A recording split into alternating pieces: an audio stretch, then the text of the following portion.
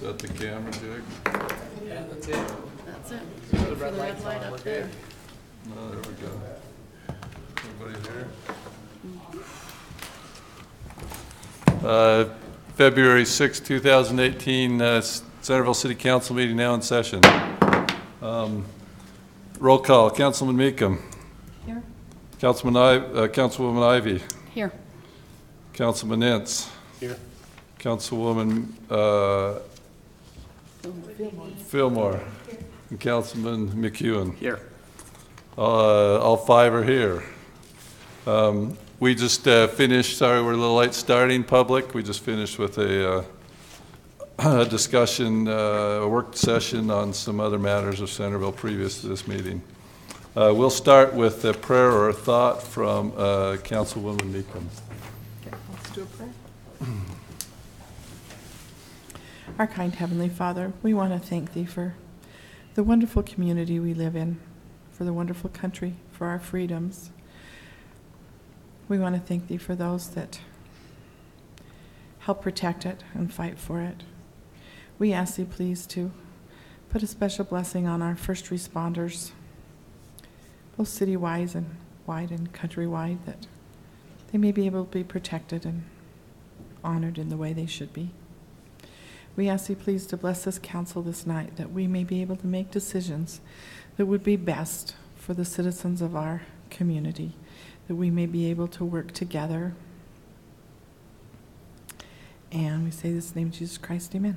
Amen. Amen. Thank you. Next we'll do the Pledge of Allegiance. If all rise. I pledge allegiance to the flag of the United States of America and to the republic for which it stands, one nation under God, indivisible, with liberty and justice for all.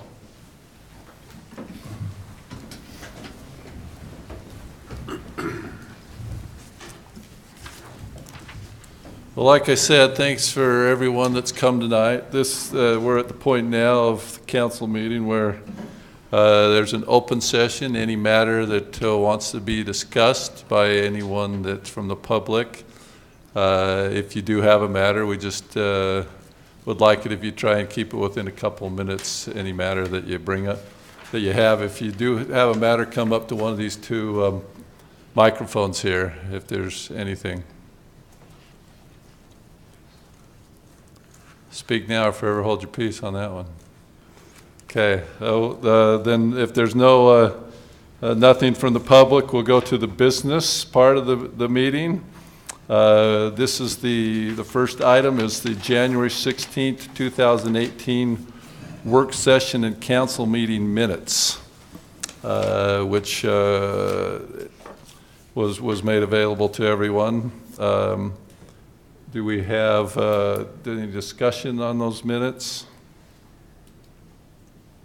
If no discussion, do we have a motion to accept them? I'd make a motion to approve the January 16th minutes as prepared. We have a second? Second. We have a motion and a second. All in favor, aye? Aye. Any opposed? And just to clarify, Mayor, that's both sets of minutes, right? For the 16th? Yes, both sets of minutes. Okay. Are we okay, or do we need a motion on both of them? I just assume that's what it's meant. Yeah, that's why. That is what was meant. Yeah, that's why it said the work session and council meeting okay. minutes.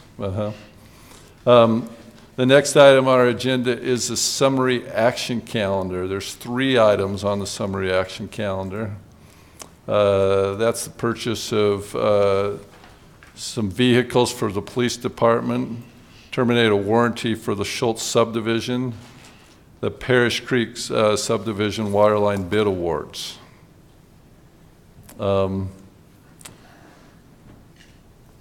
Is there any questions, discussions on those? I'll move that we approve the 3 items on the summary action calendar as stated. Second. We have a first and a second, and I need to do a roll call on this because of something that in doing some training that Lisa Romney and I came up with with some reaction. So let's do a roll call. That we need to do a roll call on that. So Let's, Councilwoman Fillmore? Aye. Aye. Aye. Aye. Aye. Okay, 5-0 on the roll call on the summary action calendar. The next we have is a public hearing tonight on the final subdivision regarding the Rigby Court. And to start on that, I believe we have staff presentation. Is that going to be you, Corey? Yes. Great. We'll turn it over to Corey Snyder. Thank you, Mayor, members of the council. Before you is the end process of dividing land. This is a final subdivision for the Rigby Court subdivision. This is on Jennings Lane. They have gone through their conceptual and preliminary and final reviews at the Planning Commission level and are approaching you with a recommendation for approval of the subdivision from the Planning Commission. It's a 4-lot subdivision. It's located in the agricultural zone. These are over half-acre lots, some of them fairly close to that. There's actually one large lot at the end of the cul-de-sac, and the other ones are just over a half-acre. It's a cul-de-sac road. It will be on the eastern edge of the property. They are developing in a manner so that they can use the slope. The homes will be built against the fills that are created for that road, and then the lots will drop off as most likely in some type of walkout basement to the homes. What of particular matter is this is in the hillside area, so they did the geologic studies. We have limitations on cut and fill slopes. Planning Commission did look at those matters. We're handling the cuts and fills for the road with the right-of-way, as well as a slope easement as part of the 10-foot utility easement to protect the road from any potential failure due to any significant cuts. The engineers have put those notes on the plat, and then the home would just simply be built and filled around, and you'd have the drop-off basement to the west. What's unique about this project is the developers asked for a alleyway on the west side of the lots. They're significantly large, and he wanted some access to the rear of the lots in common, partly due to how much slope there is, and some ability to use retaining walls and landscaping. He felt like having options to use the back of the property through this alleyway. That's unique. You haven't seen very many of them built in Centerville. The issue would be... There's a drawing there, Corey. Yeah, so this is east up Jennings Lane.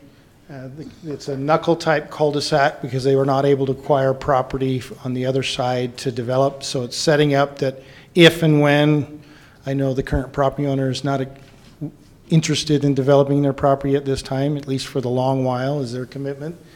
So, but it would be set up in the future that if there was any tie-ins, there would be an opportunity to tie in and develop that property. But for now, it'll be just the cul-de-sac knuckle.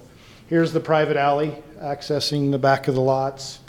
The Public Works Director and engineer did evaluate that, wanted some design standards for that in their construction drawings, an encroachment permit to be called out so that everybody knows that this is an access approved by the city as their private alley. It's not just somebody randomly putting something there. They're building it to a standard for the driveway approach. And then some notes on the plats indicating this is for their private use.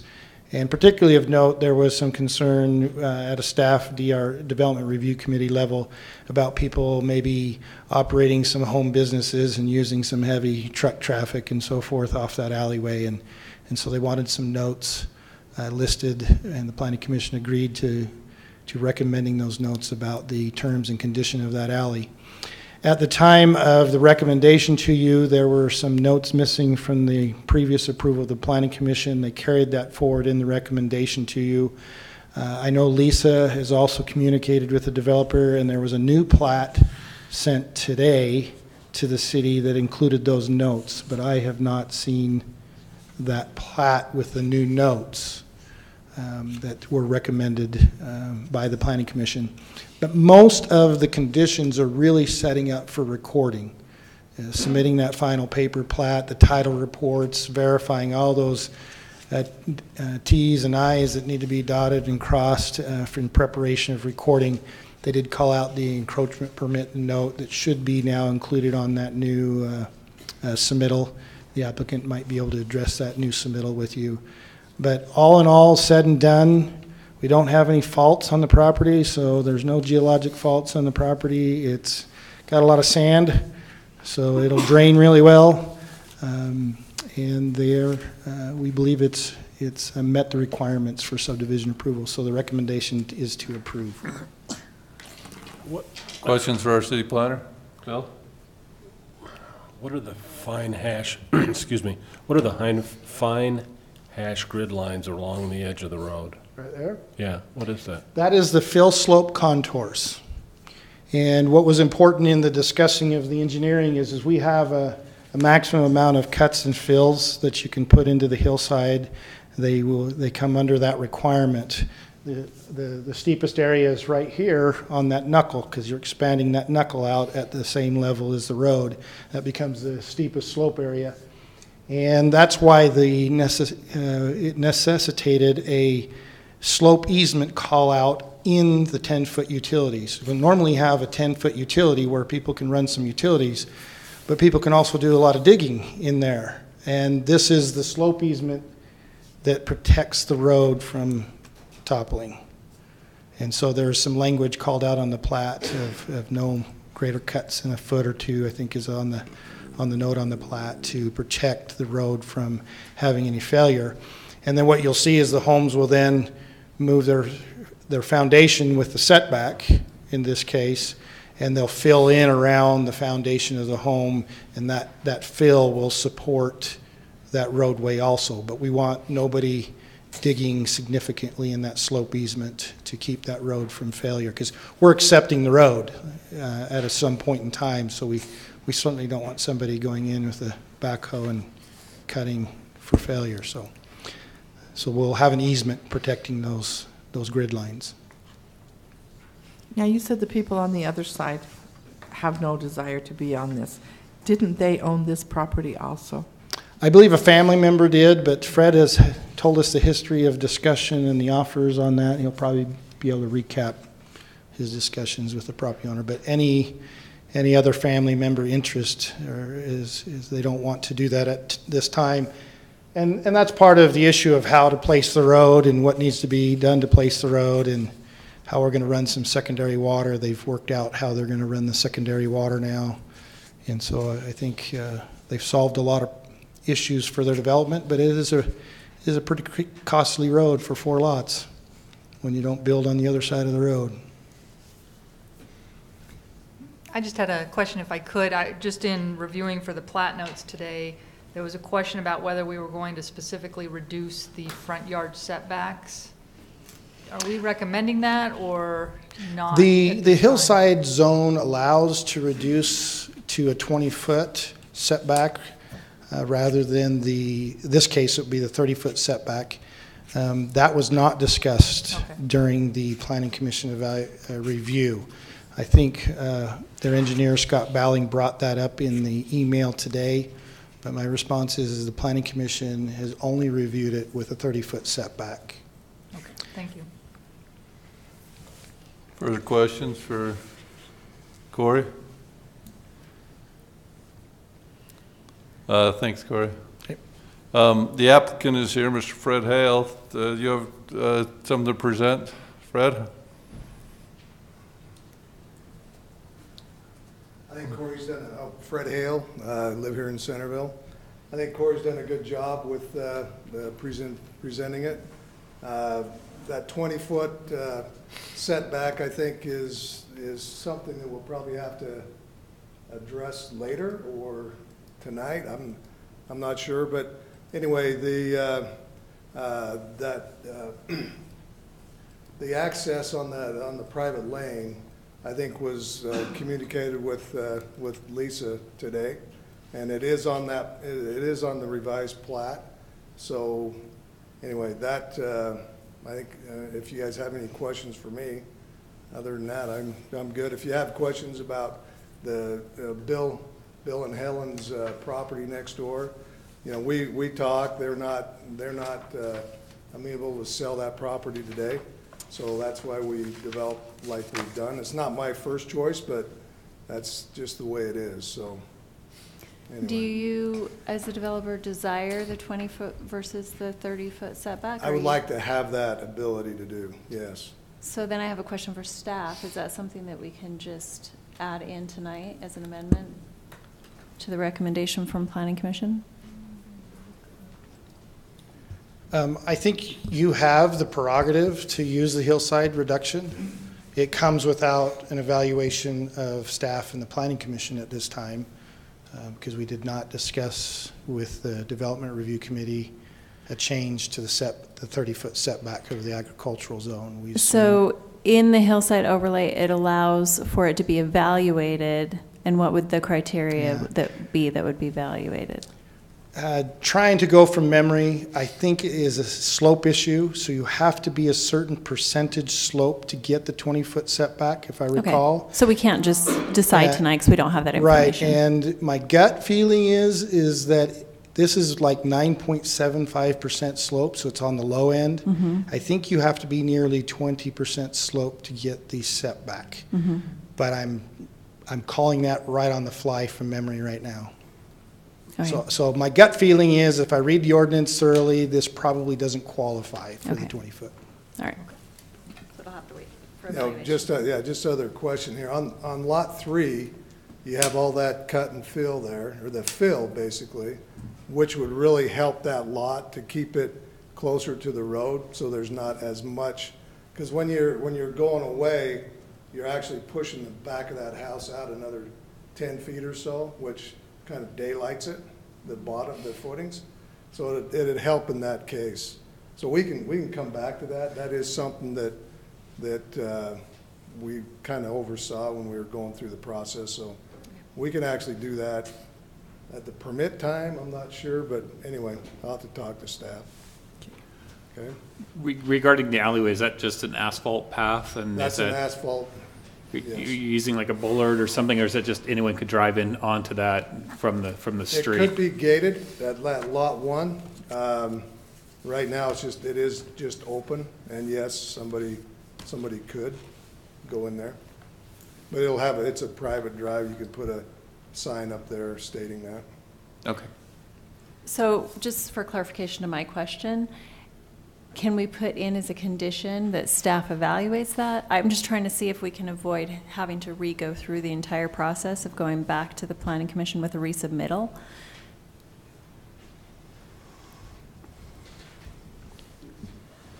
Uncomfortable response, because I'm not sure, because every time you make a quick decision like this, the no good deed goes unpunished makes you.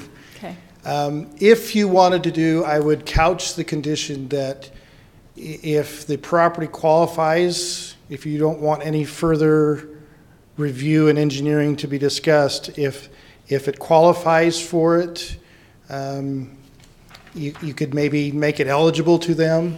Again, I go back to, I don't think it's eligible to do that, but if you don't want to research and come back and table and those kind of things, I think we go with the 30 feet, and the only caveat would be is if the property qualifies for a 20-foot setback, the council would be okay with it, and then we would see if it qualifies. I'd agree with that. Do you want to reserve, Corey, any staff judgment? I mean, it might qualify, but is it possible there might be other reasons that it? That's the hesitancy it's the impact of, it's 30 feet, the utility easement is 10 feet, which will cover the slope area, so that's an additional 10 feet where the foundation would be. What about this approach? If it qualifies slope-wise and staff does not have any objections to it, that it could be incorporated?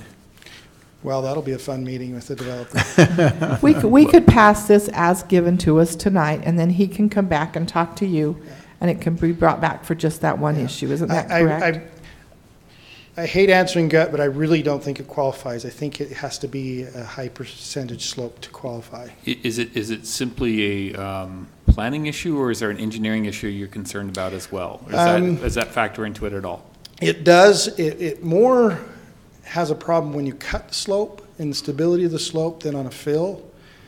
Once you get a percentage and you're cutting and you're creating load weights on retaining walls, it's good to reduce that load weight on the retaining walls, and the setback can do that. A fill slope, not quite as concerned because the home and its foundation can a little different than support than the cut slope, but I honestly feel, I think it's Yeah. 20%. I think I've found the provision, which is exactly what Corey's saying. The minimum front yard setback in the hillside overlay zone may be reduced to not less than 20 feet, provided the average slope of the lot exceeds 20% as recommended by the city engineer. So, So we don't even need Which to we know it consider that doesn't tonight. because we gave Yeah, the it's nine, it's smaller like 9.7 is the percent front slope, so. setback width, yeah. Okay, I'm finally glad that my gut feeling is not way off. Your memory is validated. I have a question about the drainage. It looks on the, Jake, if you can go up, on the cutout, the cross section. That one? That one there, that is uphill, right? So you've got the retaining wall on the uphill side and then the private alleyway? Move Is that around, correct? that would be east, slope to the east. It's located here. So this is the west line where the retaining wall is. And Okay, so- Kevin's catching that catch drain before it hits the retaining to drain it out to Jennings. Okay, that's what I wanted to know. I wasn't sure which direction we were looking. Good question. Further questions? Thank you. So it looks like we can go ahead with the public hearing then on it tonight, am I correct? So, any response from the public on this? If so, come up to these microphones and state your name.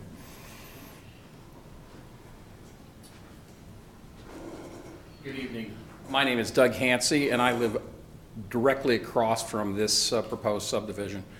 I have no problem with any of the things. I've spent a lot of time speaking to Fred and understand what he's trying to do. I've lived on the street for 30 years. I know that property well, really well, watched it be farmed, watched the drainage, acknowledged the slopes, and have no concern. I'm just trying to talk Fred out of doing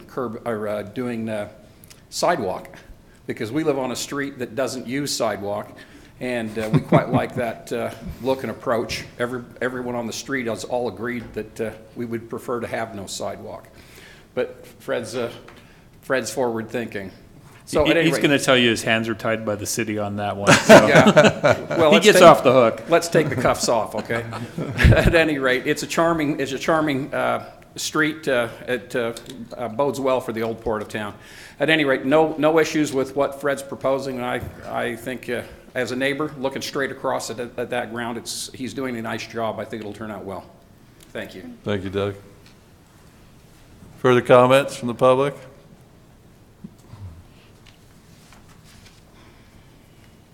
Any further staff response? I do have, I do have a question because I happen to agree with Doug's comment. Corey, is there any way to get rid of sidewalks? Funny answer, you wave the wand, they're gone.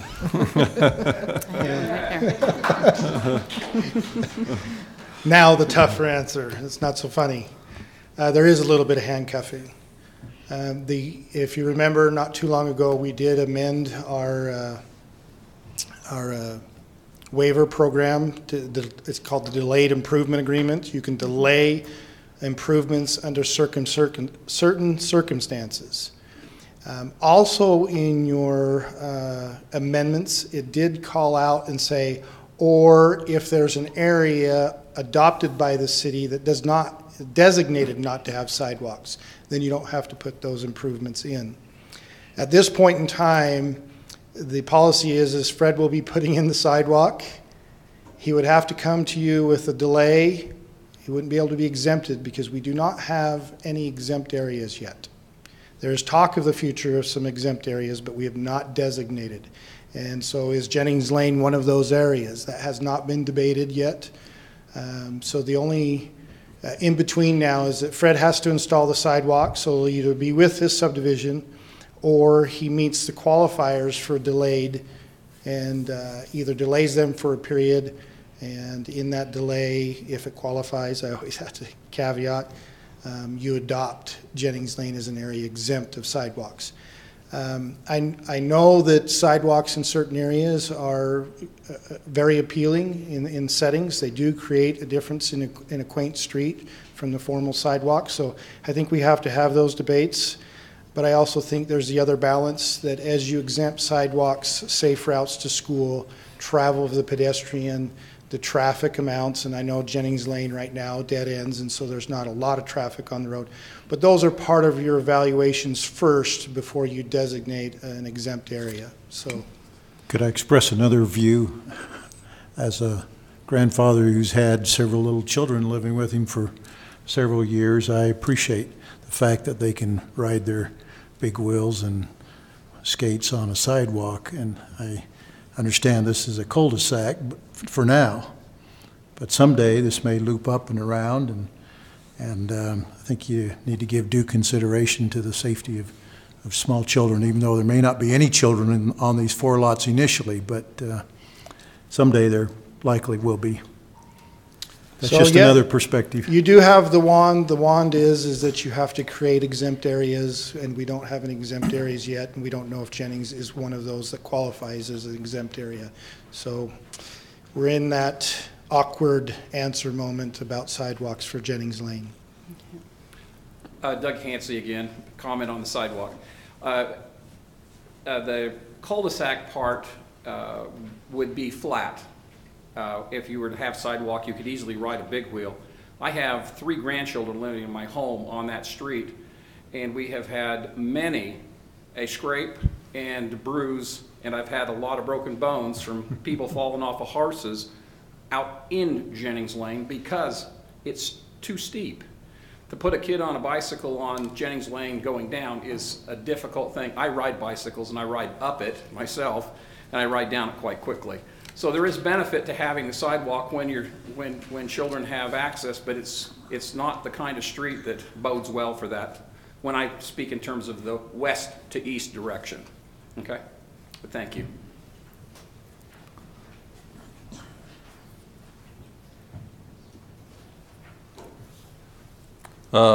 Any response from, or further questions for staff or applicant?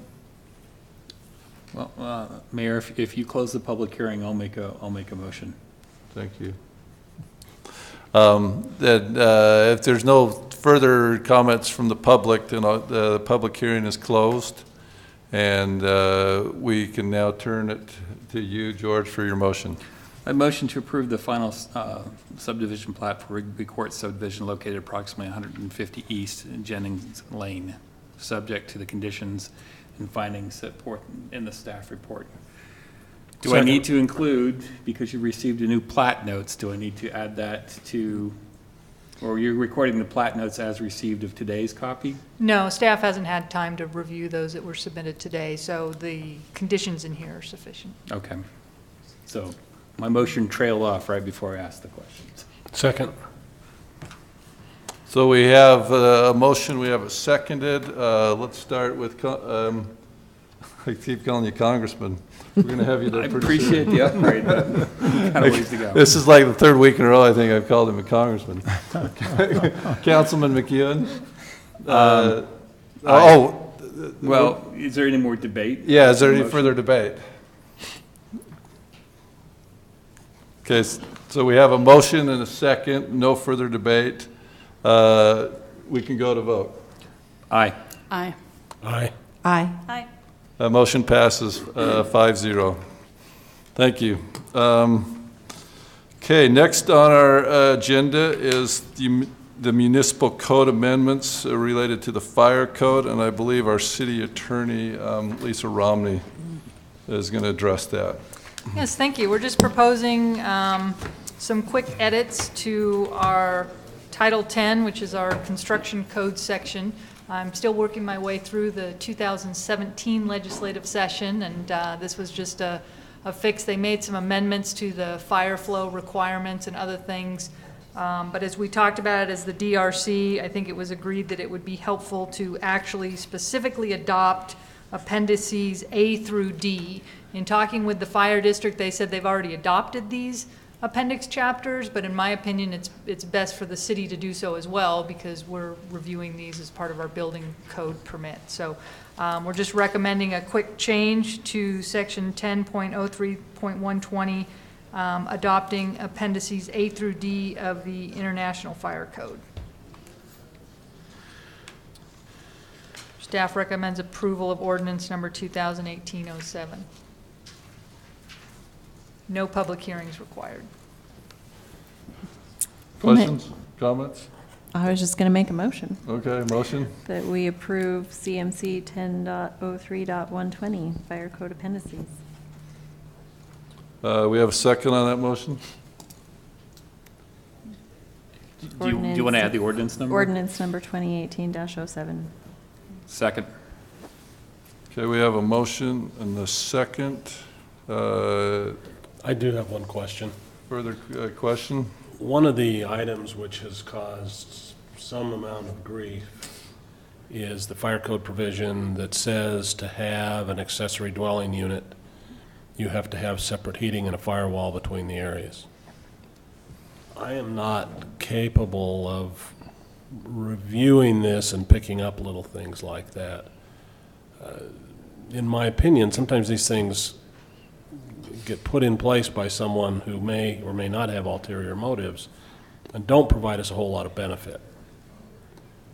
What benefits do we get out of this fire code upgrade, Corey?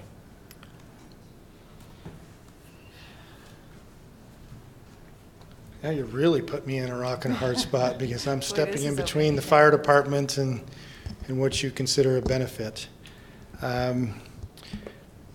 This is related to two issues, as Lisa described. The current building code requires all homes to be fire sprinklered right now. The state adopts those, and then that's the state construction codes, and all municipalities are subject to the state codes. The benefit in a certain viewpoint, if you're fire prevention, this is not a benefit, but if you're one that has to go through the expense of putting a fire system in your home, the benefit is you don't have to do that as a sprinkler system. And that is a preponderance of lobbying to the state if every time we adopt the fire code, continue to adopt a state amendment eliminating fire sprinklers for residential structures. So the benefit is the expense to the homeowner, but it can come at the cost of what fire prevention is about. So that's what you're balancing, and the state is making that choice at this point in time. The second amendment here is what you're really dealing with is the fire flow. There are a number of custom ordinances previously grandfathered in municipalities talking about fire flow requirements. That's the amount of water that has to be delivered to a structure or hydrant. Municipalities are in a place where if we provide water system and we run out of water, we can't provide to meet that expectation during a time of need. It puts us in a very precarious place. We ran out of water. When you start dealing with hillsides and slopes in the municipal water systems, you start compromising how much water can be delivered based on the capacity of the system, and particularly if you are, whether you're pumping or whether you're doing a gravity fill system. Typically, most of your systems are designed somewhere around 1,500 gallons a minute.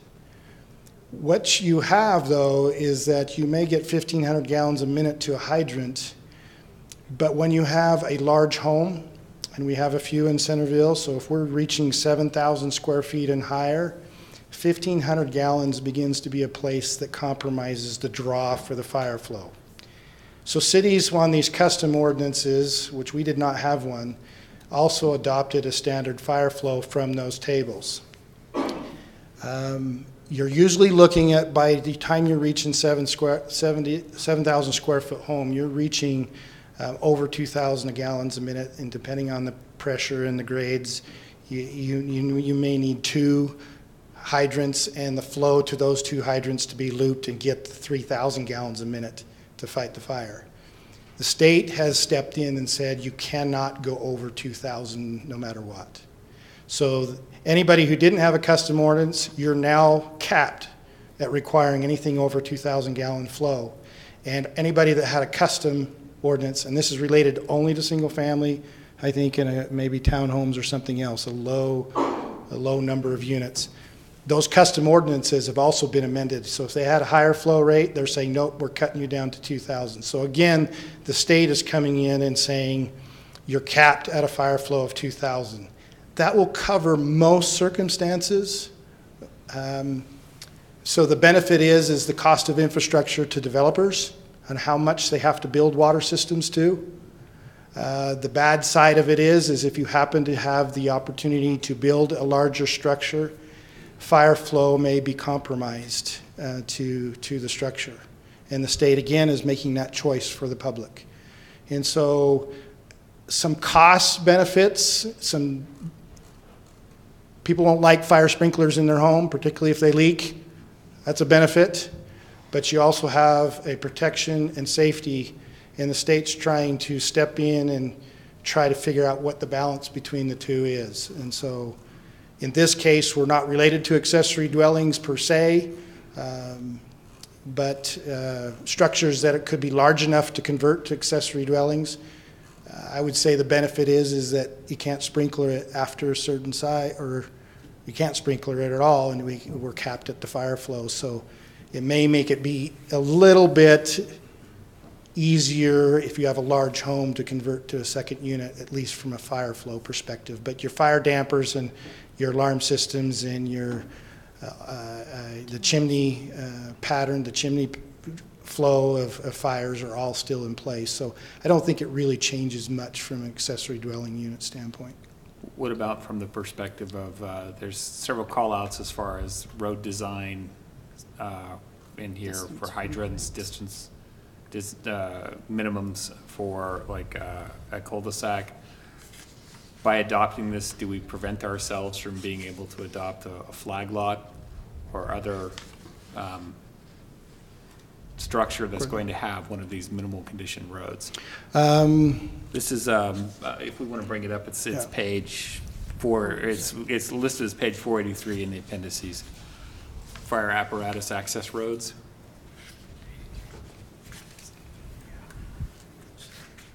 To be honest with you, I'm not familiar with changes to the 20-foot fire apparatus access or the hydrant spacing.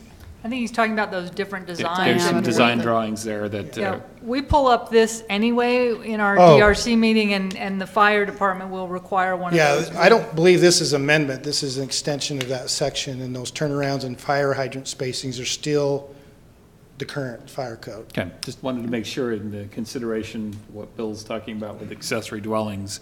Yeah, we would still, you still have the a dead end greater than 100 feet will have a hydrant. You still have, if the road exceeds the 400-foot or 600-foot distance, then you have to have the turnaround. I believe all of those are still in place under these amendments.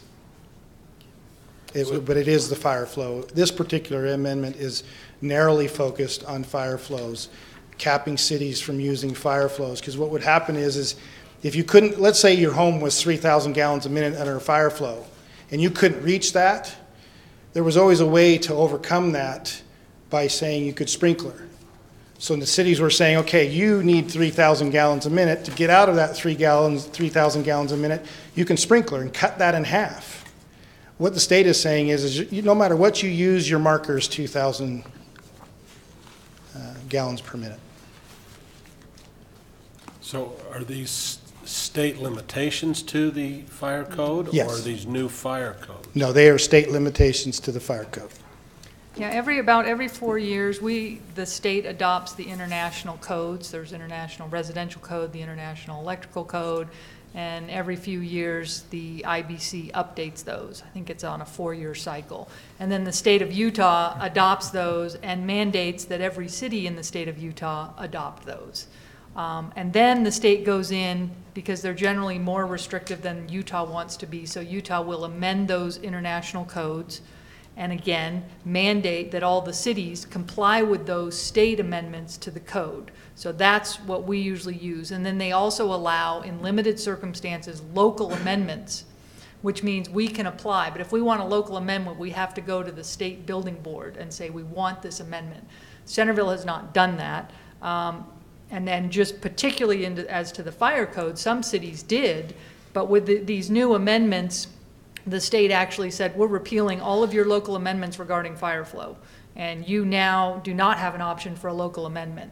So my amendment here was not necessarily trying to address the state amendments, because we're already mandated to do that. My concern was some of the language in the bill that said, if a city has adopted the appendix chapters to the fire code, then X, Y, Z. And I thought, oh, well, that's making it optional for the city to adopt these, and I know that we use them. So I wanted to make sure, and we've just been relying on the fire district for that use, and I said, no, I'd rather have it right in our code, that it, because some, like the IBC, some chapters are optional, some were mandated to, so I just thought it was better and safer to just specifically adopt them. But I wasn't trying to address the amendments that the state code was adopting. That's clear. Hey, I took you on steroids about that. And as far as your concern about the constrictive nature of the codes for the possibilities for ADU, we really That just... was more an example. Yeah, yeah. We get tied up in something Yes. without understanding Right. all the ramifications. But a lot of it is thereof. at the state And level, I and it's was- lobbied every year at And the that's legislature. what I was just going to say. I mean, if we're concerned about that as a council, I think we need to lobby and communicate our state representatives about that, which I think we could have their ear about it, because there's different choices of infill development, and I think some of them would prefer an ADU type versus a multifamily housing type. Any further discussion, comments? Okay, so we have a motion, and it's been seconded to accept CMC 10.03.120 fire code appendices. Is that right? So we're ready to take a vote. Let's start with Councilwoman Ivy. Aye. Aye. Aye. Aye. Aye. Motion passes 5-0. Next on our agenda, item 5 is approved funding for Whitaker Museum projects, including match for CLG grant application. Steve, were you going to say something on that, or? I don't need to lead out. I think Spencer knows what my recommendations Okay. are, but I will say this, that ultimately, if they're going to do a grant application, that then you need to, as a council, just go on record that you would provide the match from the sources, that whatever sources those would be, and I'm recommending that be for the landmarks portion, it would be a general fund, and for the museum portion, it would be RAP tax revenue. They're in this next budget year, they're part of their allocation. Okay, well, state your name. I know you, but camera's got to. I'm Spencer Packer. I serve on the Whitaker board. Thank you for allowing us to have time tonight. I think we're continuing a little bit from last council meeting where we discussed some funding for the Whitaker. And what I understood is Councilman McCune had asked for some options on funding for the Whitaker. So that's what I'm trying to present here on this outline, and I'll just review that.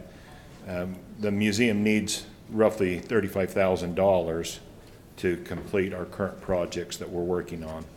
And then we list what those projects are: the office, the exterior lighting, and the pavers.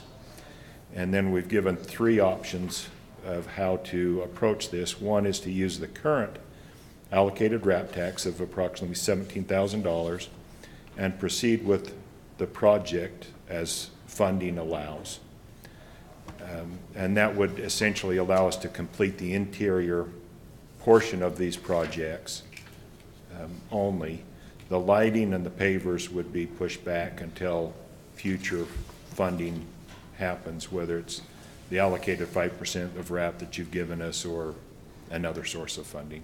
Could I clarify something there, Spencer? It looks like it might apply to all three. When you say the current allocated RAP tax is $17,000, that is the is that where I'm suggesting they could draw from some contingency along with what remains of your normal allocation? we think that's the normal allocation from 16 and this current. Well, the analysis I provided to them shows that you have about 7,200 left out of your normal allocation. And that's why I suggested they could use some contingency for the other 10,000 or so. Okay. But You know where we are on that, Nancy? Well, I think we were. We have to have you at the microphone, sorry.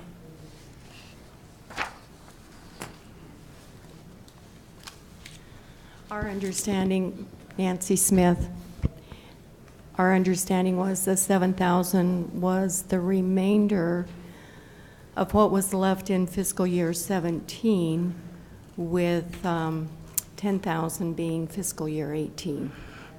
No, I've included an analysis on Novus in the advanced packet, and did you get a chance to look at that, Spencer? The email? Well, on Novus, the analysis, would you bring that up, Jake? At some point we can look at that. I don't want to get him off track in reviewing his options, but Too easy to do. So. but that is something we need to clarify. And Yeah, so basically, we just need to know what is remaining in fiscal year 17 and what would be available in fiscal year 18. well, would you like me to clarify that at this point? Yeah, Would you that should be run helpful? through this, yeah. Yes, clarify. Okay. I better go over there where I can see it. Point to it. Jake, can you zoom in at all so those numbers can get just a little bit bigger? A little more. So if we'll work from the top down, Jake. Okay, well, that is the top, okay. That's it. So the capital project expenditures for restoration and parking lot in fiscal year 17, this is what was spent. And then in the current fiscal year, through December, another $27,000 was spent for capital projects. That's the restoration project and the parking lot, for a total of $41,000. And then what I have done is offset against that the grant revenue of $8767, which was the grant that was closed out a few months ago. Then the RAP tax transferred into the museum fund in fiscal year 17, which is the $15,779, and that was determined to be short of what you should have had, so that has been caught up in the present fiscal year. Through December, that amount is $14,267. Then there's an estimate of another $10,000 from your normal allocation for the current fiscal year, which was fiscal year 18. That's the current fiscal year. There should have been probably a line here. Should have been a line there to show the math. But there's 7,242 estimated left in your current year RAP tax allocation. Everything from prior years has been used in the first part of this fiscal year. Correct. Okay. And you have about 7,200 left. And then next fiscal year, estimating in fiscal year 19, 20,000 as that 5% of normal allocation. And then a grant award possibly of 7,000 or 7,500 with an update today that I got from Landmarks. Sounds like there might be 7,500 available. So, pardon? I think that actually goes down because the Landmarks was asking for more. No, I clarified that with Oh. Cassie later Okay. this afternoon. They're saying in total, they're wanting $4,900 project, only half of which would be grant money. Okay. So the rest of the 10,000 would be Whitaker. That was your tonight, your last email from her? Because when I talked to her on the phone, she said they want 10,000. Well, I spoke with her during the work session. Yeah, she was confused about those numbers, and I've clarified that with her. So it looks like 7,500 approximately of the grant would be available as grant money. So my suggestion to the council is that they could either advance some of next year's allocation to help you with the first phase of work that you're proposing, or they can use the 5% contingency wrap tax to provide that in the current fiscal year, so that they don't have to advance, or you don't have to tap into next year's allocation. And then you'd still have the grant application and a portion of next year's allocation to match the grant for the other phase. That's what I needed to clarify. Do you want me to stay here and answer some questions about this? Just for 1 second. So just to clarify, to make it simple, we have 7,200 left from fiscal year 17. No. Or fiscal year 18. Right. Okay. And then the 14,000. Can I insert a question? And that has nothing to do with their operating budget, that is strictly capital. That's correct. And then the 14,000 is fiscal year. 14,000, this number? Uh-huh. That's how much was actually transferred. Okay, but that's not what's left. Excuse me. The 14,000 is what's been transferred in the current fiscal year through December. And it was included a couple of months of catch-up, and so catching up from the prior year. And you still have 6 months' worth, or about $10,000 that will be transferred into your fund, but you've spent 2,000 or 3,000 of it with the projects that have occurred so far. That's how I get to the 7,200. So I think that's where we came up with the 10,000 and the 7, is what you just said. There's about 10,000 left of that 14. No. Okay. So can we do a different number? What is the total fiscal 17 wrap tax number? Well, it would be a portion of this 14 added onto that 15. But what portion? So what's our total? Well, the total for fiscal year 17 would have been about 19,000, 18,500, 19,000. I mean, we went back to the very beginning, the first month of distribution of wrap tax, and figured what 5% was. The first month of distribution was June of 2016. And then we've come forward from there and determined how much short were we in transferring that 5% into the Whitaker Fund. And that's why there's 14,000 for the first 6 months of this fiscal year, which would be more than the 5%, but that was because we were catching up from the prior years. And then we're estimating there's about 10,000 that will be transferred January through June of this fiscal year. But of that, 2,000 or 3,000 has already been spent with the projects mentioned up above. Okay. That's the clarification. So with that, it puts our numbers a little more gloomy because we don't have that other $10,000 we assumed we did in the wrap tax allocation for this year. Right, and that's where I've suggested they could tap into contingency wrap tax. So out of the 35,000 essentially that we're in need of under scenario 2, we would use $7,000 of the current wrap tax, and it would increase to $27,000 from the contingency in order to make that option work.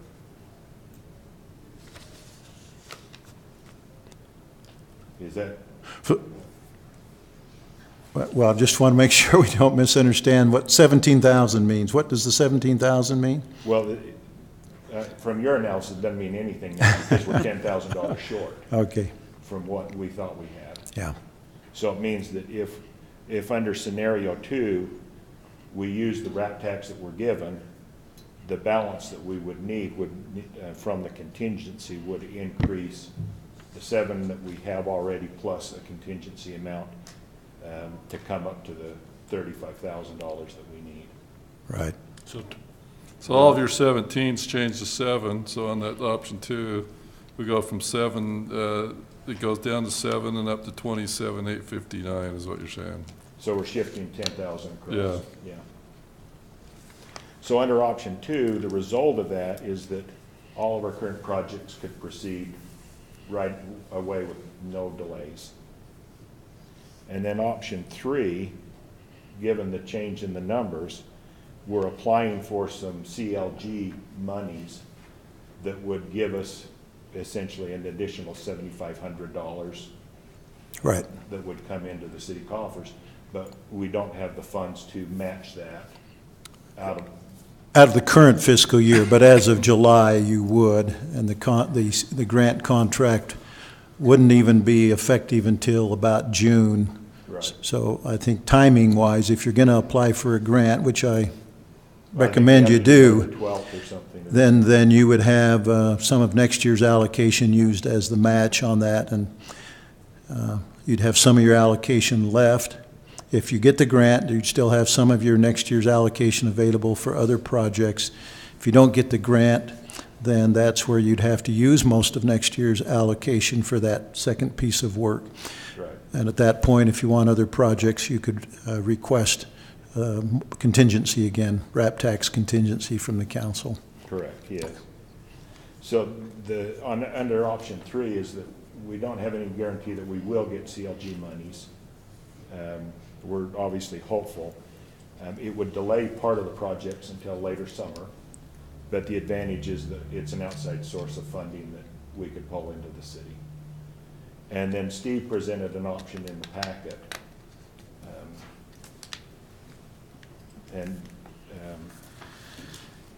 So really there's 4 options and then some variations that could be cut, that you could come up with between those. Obviously, we were thinking we were in much better shape than we were because we don't have that $10,000 that we thought we did. So on the bottom here, we've listed some future projects that we're hoping we could use our 2019 RAP tax allocation towards.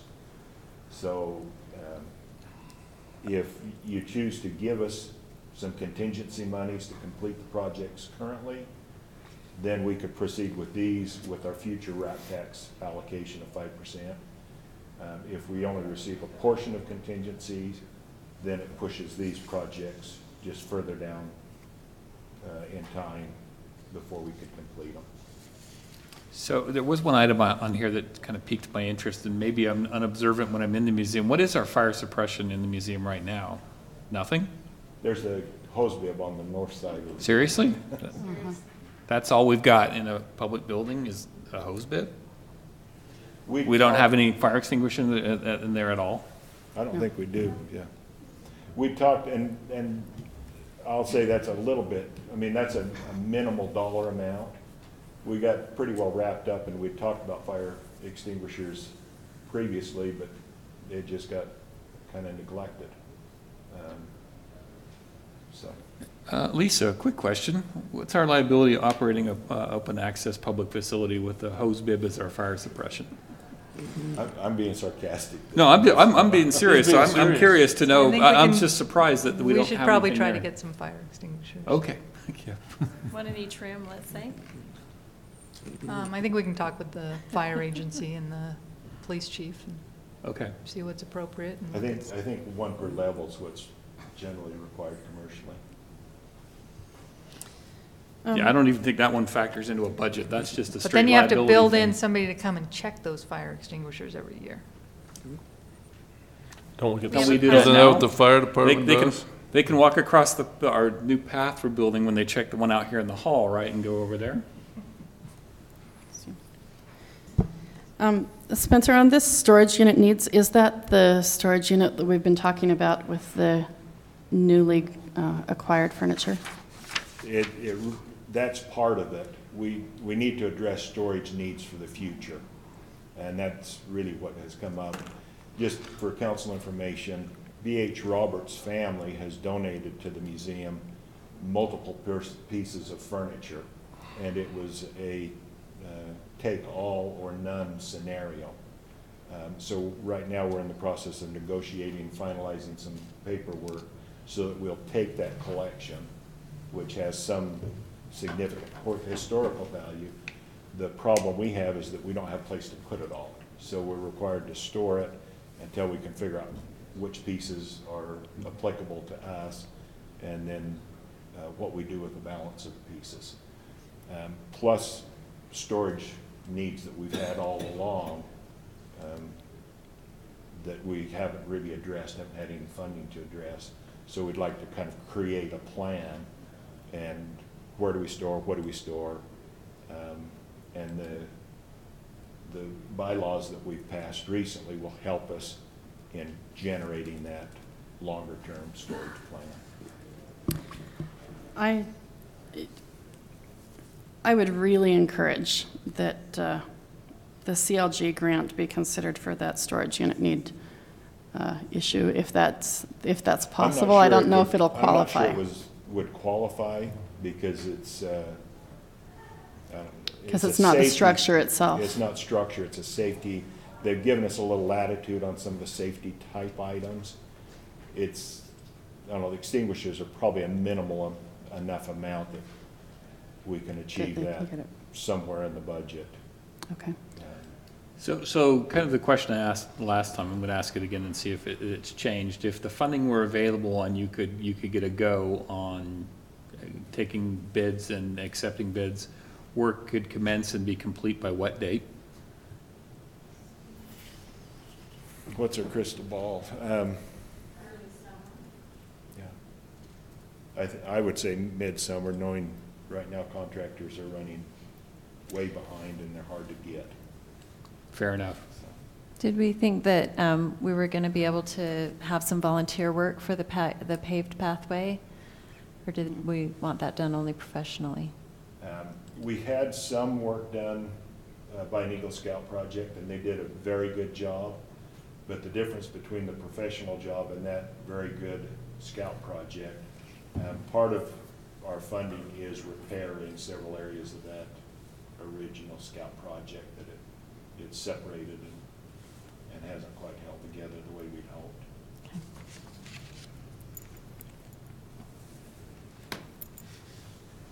Okay. I'd like to just reiterate that we did get a donation from Salmon Electric of roughly $35,000 or $3,500 in value to put in the light pole bases. Yeah, that was and great. An Eagle Scout project of about $2,200 in value of running the conduit and digging the lines. So that's, I'm going to say, about $5,500 in donations that we received in the really last fall from those two projects alone that we were able to take off of the total dollar amount of those projects. Spencer, of the various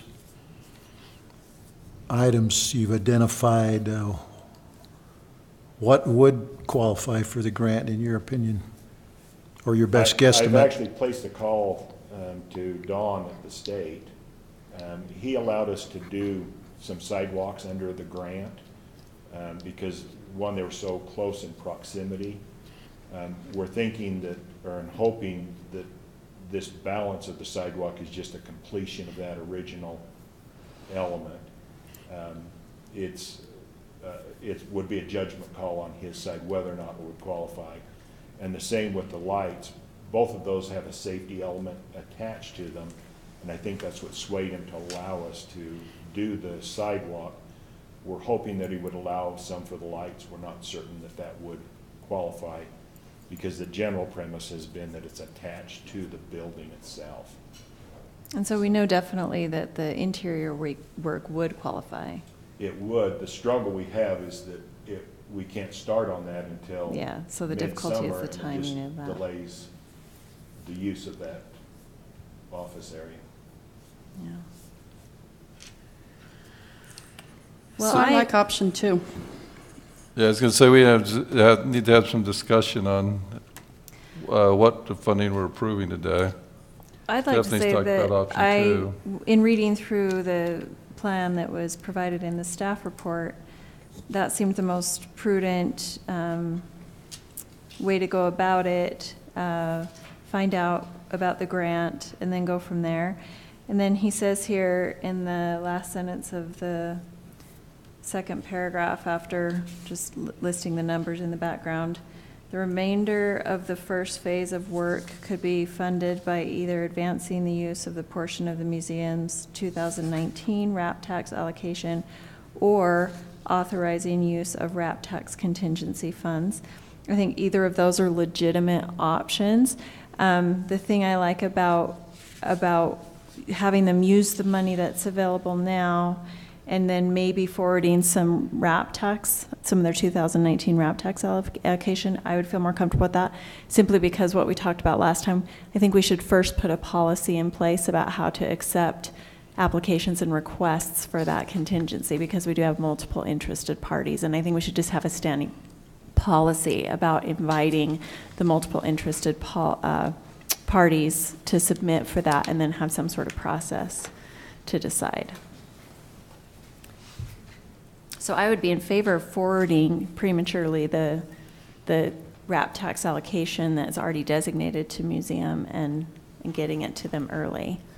And I think that is basically slapping them in the face, saying, we know you've got a need, we know it's a safety issue, we know the city is liable, so we're going to dock you what you get next year because you need to deal with that. But not necessarily, because then they still could, once we've set a policy in place, be one of the submitters for the extra contingency money, which we could then seriously consider. I just don't feel comfortable putting it out, deciding where it's allocated to without first considering the policy or all interested parties. Certainly I wouldn't want to slap anyone in the face. That's not the intention. The intention is to get them the money that they need sooner rather than later. And then if they find that they want to submit for the extra money after policy's in place, then great. I'd like to reduce our liability first and take care of the safety issues, and then for future contingency things, let's set up a plan and let people What's apply. our liabilities and fire extinguishers? Fire extinguishers on lighting and pavement. Well, let me just say, 'Cause I you do have not know elderly fire people. code requirements on the building. I don't even know if extinguishers are required. Well, wait a minute, we just adopted some fire. No, And maybe you I am can not help. the expert there. I am not comfortable with a city facility that does not have fire suppression. Yeah, of I'd some agree sort. with that. I'd agree. That to me is not even an option. That's not a RAP tax discussion. That's That is just a go out and buy any a fire city money, extinguisher, yeah, it can be stick it in the building. That's not part of this discussion for me. Yeah, I just need some clarification, because I feel like Stephanie's maybe misinterpreting what I'm saying, because I'm not saying delay, I'm saying get them the money by forwarding them their designated Well, I understand that, funds. but it gives the option that they may not be the ones that qualify. And so that means No, that they that's where I think decrease you're their- misunderstanding. I am saying forward them their future designated funds, so they will absolutely I totally get understand them. that. What I'm saying is, those are already their funds. We've already said the museum gets this. Mm-hmm. So by saying, we're going to use that for reducing the city's safety liability right now, which means they can't use it for something else in fiscal year 19, I think that is a slap in the face. I would rather say, it's our city, it's our building, it's our liability. If somebody falls out there in the dark getting out of one of the museum storytelling, it doesn't matter that it's the museum property rather than City Hall property or Public Works. It's still the city liability. So let's fix it. We need to pull it from somewhere. Let's see if we can pull it from the 5% RAP tax contingency, because it's our liability rather than their budget. That actually does That's pose a question I was going to ask, which is from our beginning, when we did our allocations, we maintained a 5% contingency. How much is in the contingency right now in total? Well, if you assume, later in the meeting, we're going to review the analysis again about the park funding. And at this point, like I had in the last time I reviewed that with you, those numbers show the assumption that through November, the contingency is applied in that analysis. Against parks. Against parks. Which Bill said last time don't do. Right. I didn't receive a direction from the council. I had Bill's comment, and so tonight you can certainly give me direction if you like. But I would note that if you use the rest of the contingency, 5% contingency in the current fiscal year from December through June, that will generate enough to add to the 7,200 to allow them to go forward with the interior work. As far as the sidewalk and lighting, you are getting more light during the day now, and from my perspective at least, pushing a few months out on the lighting and the sidewalk is not really a significant hazard. That's something that could wait for the grant application. Obviously we don't know if it would be proven eligible, but it's worth, in my opinion, a try to get the grant money for that, and then you would have next year's allocation at that point to use a portion of that allocation to go with the grant. Notice I said a portion. There would still be about half of that normal allocation available in the new year for other projects. So if they're applying for the grant in any circumstance, does it matter what color of money it is that we use at this point? If the grant comes in, we're not spending contingency. If the grant doesn't come in, we're still spending contingency. I guess I'm having a hard time understanding the difference on that one. Why we would want to delay the project in anticipation of money that may or may not arrive, because if it arrives, how much does it change the scenario? About 7,500. But that 7,500, if they get the grant, is money that they could use for something else. They've got lots of other things that are not a safety liability for the city. And I think those are the things that ought to be funded through the grant. They're putting in the work, they're putting in the effort, and trying to come up with ways that they can improve our building. The least we can do is meet the safety standards. Well, I appreciate what you're saying, but as your budget officer, I'm trying to also help you to take a bigger perspective here and realize that, as I've noted in the staff report, first of all, there are others out there who want to request the use of the contingency money. And secondly, I'm concerned that the revenue assumptions in the cash flow analysis for the park improvements may not all come to pass, at least on the timing that it's shown. We're talking about $318,000 in park impact fee in that analysis that is related to the 111 apartments. I'm not so optimistic now at this point that that's all going to come in next fiscal year. So I'm suggesting to you that if you can wait a little bit down the road for some of this work, let some of it go forward, and wait a little bit for some of the work, you'll be in a better position to make some judgments. We'd have more information, we'd have more time to set up a policy for how we evaluate the needs for that contingency. And I would just like to say too, that we should be remembering and considering citizen units touched, the number of people that are affected by these different possible projects. So if it might possibly delay even longer this community park project, for instance, that has been waiting and waiting and waiting. We have a lot of citizens who see that dirt really regularly and would, probably want us to be really prioritizing moving a project like that forward versus the smaller number of residents. Well, but you also have to look at proportionality of the expense. 7,500 puts you over the goal line for finishing the museum. It does not put you anywhere close to meeting a funding gap of $318,000. Which again, I'm supportive of and don't disagree at all with forwarding funds. So I'm just talking about the policy, the principles behind setting the policy for the contingency fund. I'm all for setting principles for administering the contingency. Let's do that as soon as we fix this. Because we're coming up on a budget cycle. It's a perfect time to set contingency policy as well as our budget. I think that makes good sense. So we haven't done it in the past, and we have this existing issue. I say let's make everything right all at the same time. I have a question. So the grant, it partially goes to the museum and it partially goes to the landmark. Is that correct? The latest numbers But the grant that we're trying to get, that, is a $10,000 grant. right. And that- so part of that will go to the landmark. But then I heard you say The we'll landmark, match the landmark out of our general fund. you can't match the landmarks out of RAP tax, right? Landmarks portion, which is about 2,400, according to So the then last we- conversation, would be matched by 2,400 from general fund, but that could be included in your next budget. Okay, but so Because of then the timing they, of the then they grant. match theirs with the RAP tax we've already given them?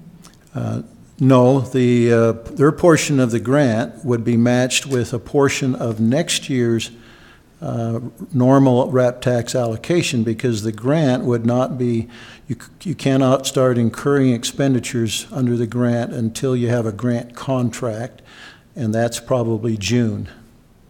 And by that point, the work's going to spill over into next fiscal year, and the new allocation could be used, a portion of the new allocation could be used to match the grant. So again, just to be clear, my recommendation is that you provide, and I'm just going to go ahead and say, I don't have an objection to providing out of RAP tax contingency what they need to go forward with this interior work to go along with the 7,200. But I am suggesting that you have them go ahead and try for the grant for the other piece of work. If they don't get it, then you have another decision point there. But if they get it, then the match for that could come out of their allocation for next year. If they come to you with additional projects that they want to undertake next year and they don't have enough of their normal allocation left, that's another point of asking for contingency. That's my recommendation, and I'll be quiet. I think part of the issue is your landmarks is not qualified for RAP.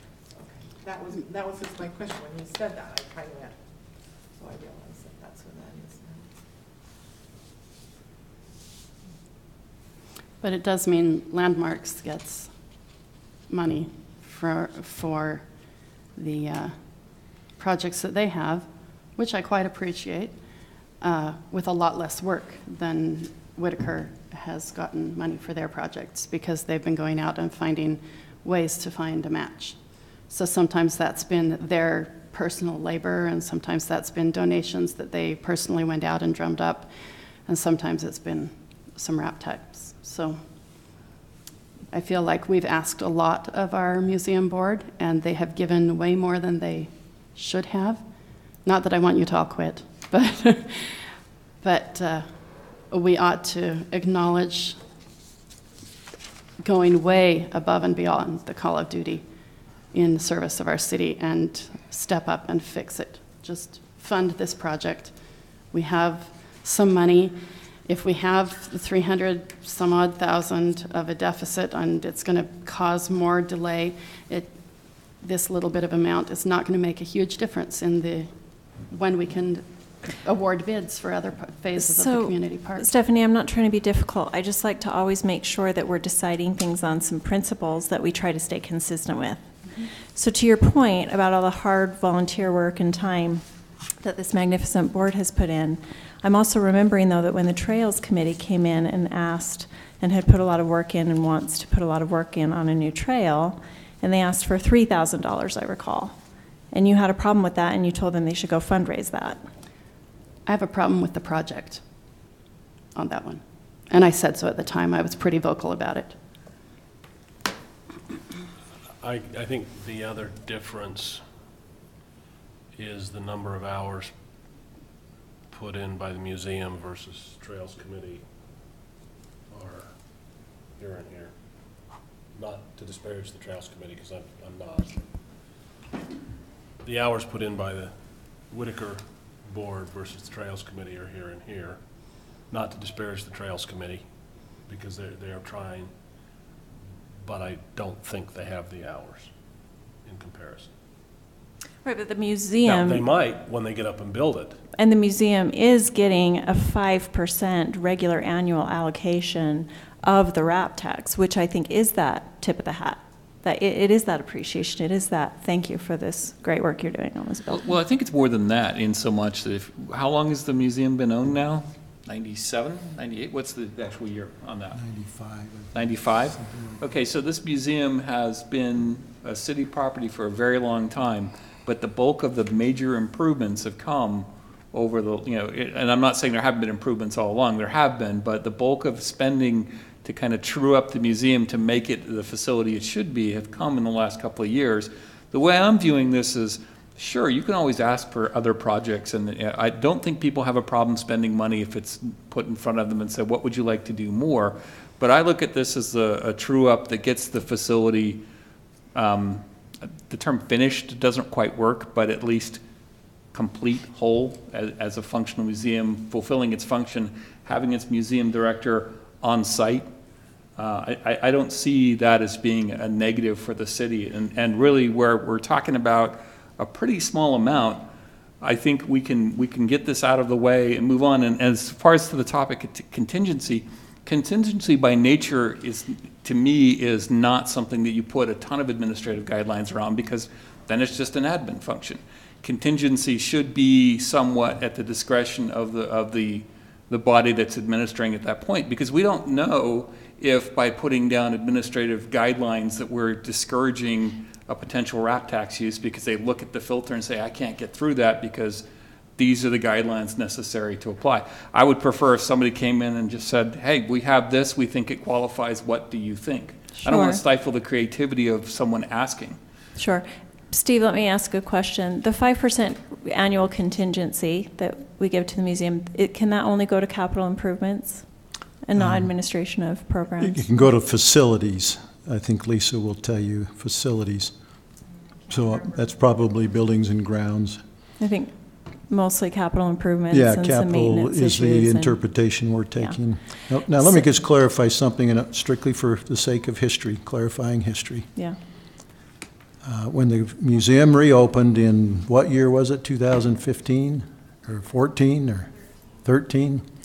At that point in time, I provided a summary that showed that we had invested of the city's funds about $250,000 in bringing the facility to that point. That wasn't for the purchase of the facility, that was for bringing it to where it was at that point. And then since then, I haven't put the numbers together, but it's probably in the $100,000 to $150,000 range additional funding, aside from grant money. So I only provide that for clarification. Just for history. And how much of that is their budget?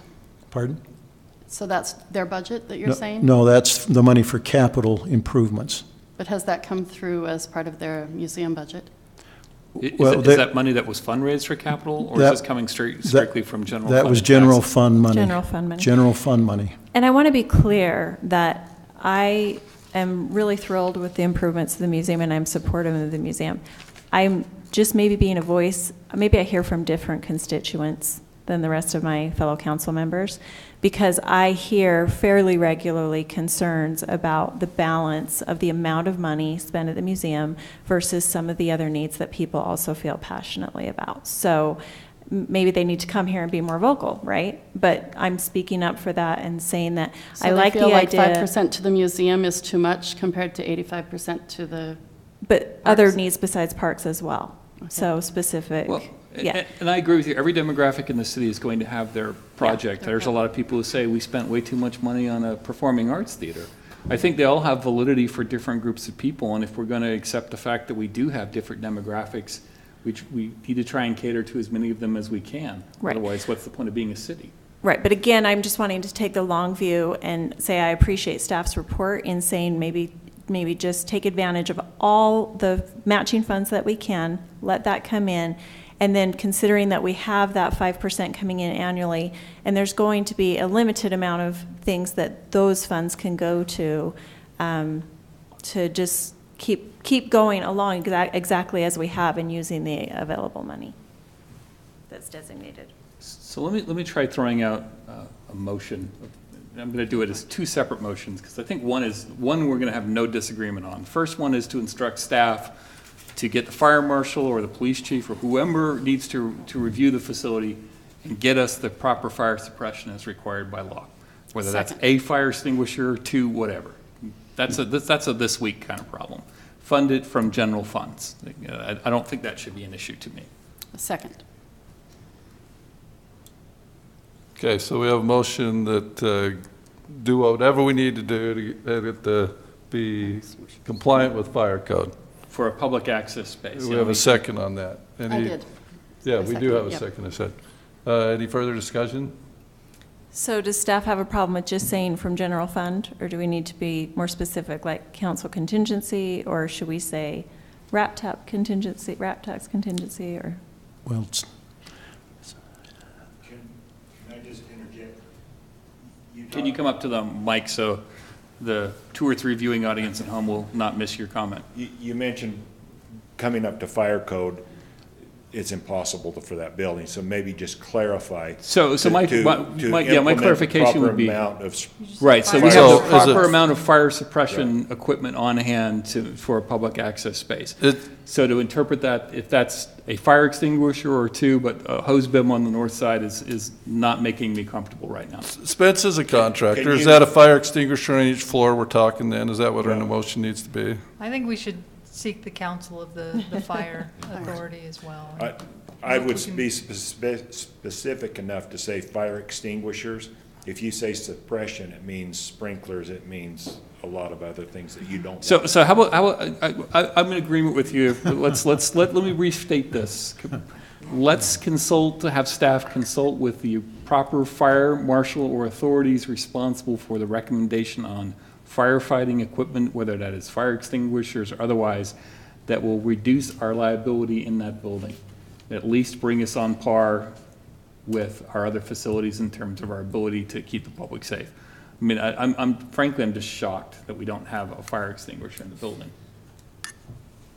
So I'll should still we second have that. them come back with a report on that? and No, then we're that's more just specific get it about- and do it. I would say if we're gonna, I would say do not exceed $1,000, but I don't think commercial fire extinguishers are gonna be that much. Okay, so then just my question to staff. Do you feel comfortable just saying from general funds? Is that sufficient? well, I think you need to say from general fund contingency, or you need to say from RAP tax contingency. General fund. General fund contingency. Yeah, I'll general fund. It's out, yeah, it's contingent because it's outside of things that were previously budgeted for. Correct. General fund contingency. Okay. So that severely weirdly misstated motion, I think the intent's there. We so. know your intent. Should we vote on? Mayor? Do we want to hear the motion again? I hear the motion again and don't know where we're at. No. All right, well, let me Let's just restate vote this motion one more time. The instruction is for staff this week to go with the appropriate fire authorities and determine what firefighting equipment is Fire necessary in the extinguishers. term of fire extinguishers Okay. for the Whitaker Museum, and to purchase said equipment from general fund contingency, Not to exceed $1,000. not to exceed $1,000. Thank you. Okay, we have a motion and a second. All in favor, aye? Aye. Opposed? Okay, so I take that, I heard no nays, so I threw that 5-0 on that motion. Okay, so, It's the museum board, right? can I ask one question? Do we know where these contingency funds, where other groups within the city, what groups may be wanting to apply for those funds? I mean, Well, what I'm aware of, and let's see, Bruce isn't here yet, but I'm aware that the baseball group is wanting to purchase a number of things like additional outfield fences to separate the soccer practicers from the baseball games, and they have some other things on the list that I can't remember. because obviously within the city, there's diversified interests. And if I look at 4 groups and they're all divvying for $100 pool, I'd like to look at the needs, this is just my opinion, of what each one of those needs when we're talking contingency funds outside what their normal budget is. So that's why I was wondering if we had any identification of anybody else may be looking for these funds. I mean, I don't know, do they have a deadline that they need to come forward for these funds? I mean, There's not been any guidelines established yet. okay. Again, I think it's contingency. you have an emergency and you try to deal with it. I don't, to me, it isn't something that's planned. If it's planned, it's part of your budget. So I don't think there is a set time frame. Is that? Yeah, but emergency to me is, something's flooding, it needs to be taken care of, so. And I think That's an the one, emergency. you're right, and so not to send the Parks Department down the river, but fences between the soccer fields and the baseball fields, to me, doesn't rise to emergency. Fire extinguishers rises to emergency. Oh, for sure on fire extinguishers, That's how I would look at it, and then you'd have to look at any other one. We have Dave sitting here. Dave could come up with an emergency on one of the tractors for the Green Waste Day that's coming up in 2 months that has not previously been anticipated, and he says, I gotta have this for safety. I'm not encouraging you to do that, please don't, but that's what I'm trying to say. So if we're talking contingency is for emergencies, then we need to make sure we keep some contingency for possible emergencies. Agreed. But we haven't used our contingency to date. At least not that I remember voting on. I think we used most of it last year. I don't know that I remember using anything yet this year, but Steve would have to correct us. Well,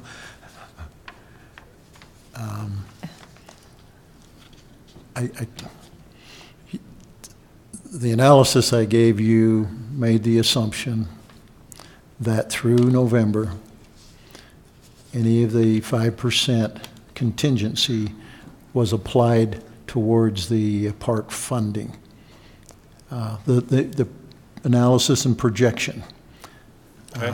Now, to the extent you back that out, $28,000 or so, then we'll have to adjust the analysis you'll see in a little bit later in the meeting and just adjust those numbers accordingly to the extent that you use that.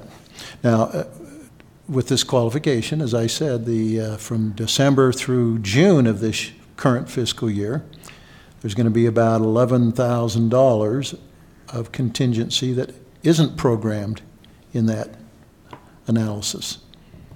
So that $11,000, even if you left the assumption that you left in place the assumption that through November the 5% contingency is applied to parks funding, you still have December through June, and that's about $11,000 that could be applied to this situation or to other uses.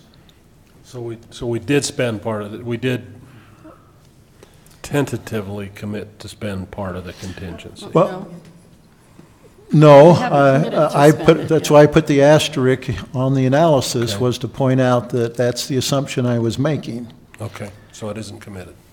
And I have built that into the numbers, but if you don't agree with the assumption, then we'll take it out of the numbers when we get to that analysis. Okay. So I would move that we go with option 2 and take whatever is needed, I don't know if it's the 27,859 from contingency. From RAP contingency.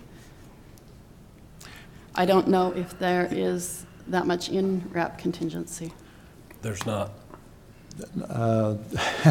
There's only that much if you back out of the analysis the assumption that I made, that the parks funding, the 28,000 through November of 2017 is not applied to parks funding. If you're saying, Steve, that that's not there, then we don't have that as a contingency. And where does it fall in? We go with that option, even if there was that money there, what about the extra $7,000 they could possibly get for a grant? Well, let me try to clarify. I mean, we have some RAP tax right now that has not been spent. And depending on which way you go with this, either so much of that, if you use 28,000, which is what it would take, if you want to go forward with their $34,000, $35,000 in projects, they've only got $7,200 to apply towards it. So they're going to need about $28,000 in RAP tax contingency.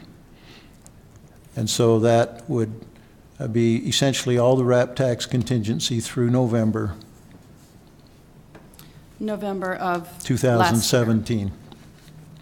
So that still means we have December of 17 and then this year of contingency as we're coming up with these parks things. So we do have the money. We just have two options of use for it. And I'd like to move that we use it for the museum. It's a small To what? option To finish the 34. To finish these. 869? Yes. Because even if we use the whole thing for parks, we still are negative at the bottom. Well, what the analysis, if you're looking at the parks I am funding looking at the parks analysis, analysis. that doesn't take into account the $500,000 loan. You apply the $500,000 loan, then you're in the positive. If you assume that the $318,000 is there, and you, but that analysis also doesn't indicate when do you start paying back the $500,000. So Sure. those are things you have to consider as we look at that analysis. Sure. That projection. So that's my motion. So can you say it one more time? I move that we go with option 2 and take the, to my calculations, it was 27,859, but it may be 28,000, I don't know. I mean, yeah, it may be 28,000 to, from the council, from the RAP tax contingency to make good that 34,869 number for the museum to complete this office exterior lighting and paving project. I would second that. So we have a motion and a second. Any further discussion? I don't think I can support John that, because I think that, go back to what I said a few minutes ago about contingency and about emergencies. We've still got half the year left. There are other potential emergencies. And we'll have more RAP tax contingency coming in. This is only through November of last year, through the monies from November of last year. And we're looking at an analysis in a few minutes that actually programs it against parks. So are we backing it out of everything? Which way? I'm looking at it as this is part of unspent portion right now, unless I totally misunderstood. We have, if we back it out of the other analysis and leave it unallocated as I think it is currently unallocated, But we have the funds. But the right 5% for the year, okay? The numbers don't reach.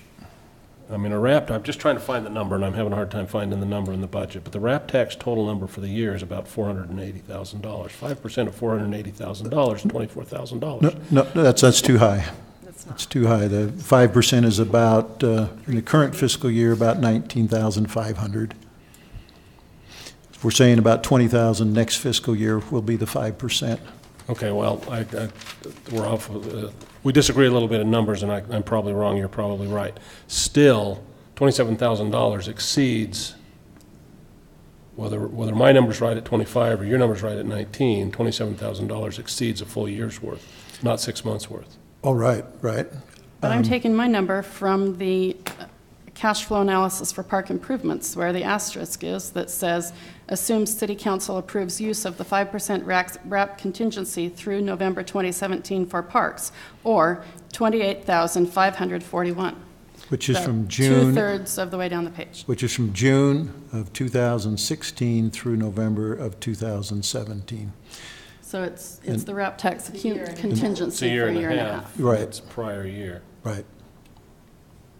Right. So the way I read that is the cash is there to do that.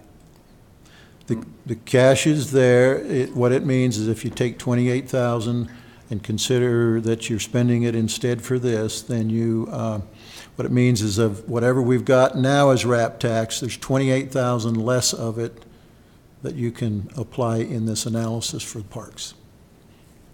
So does that use the contingency through November? We only have contingency for December and January? And then it'll continue to come in as we go for the next.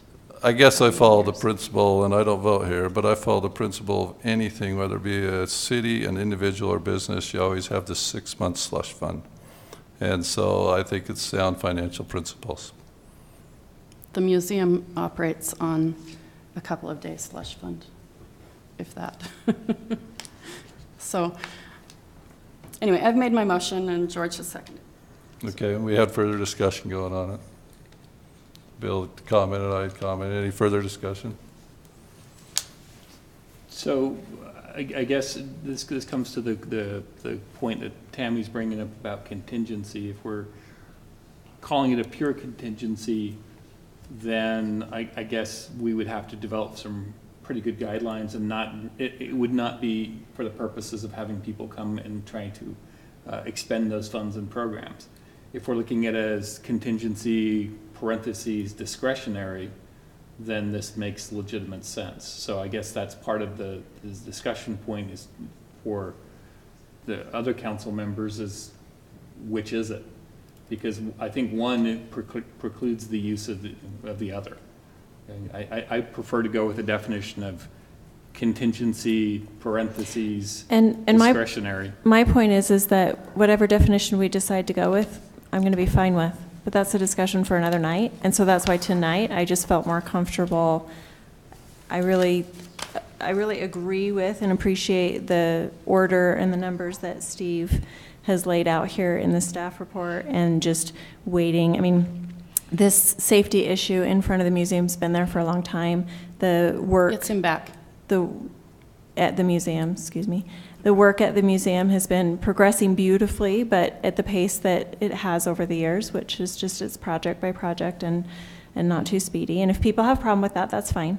But I like this approach of just being a little more conservative, waiting for the grant money to come in, and then in addition to that, it gives us the benefit also of having more time to fit in what is the contingency fund discussion. But I think we're probably ready to vote on a motion. Yep.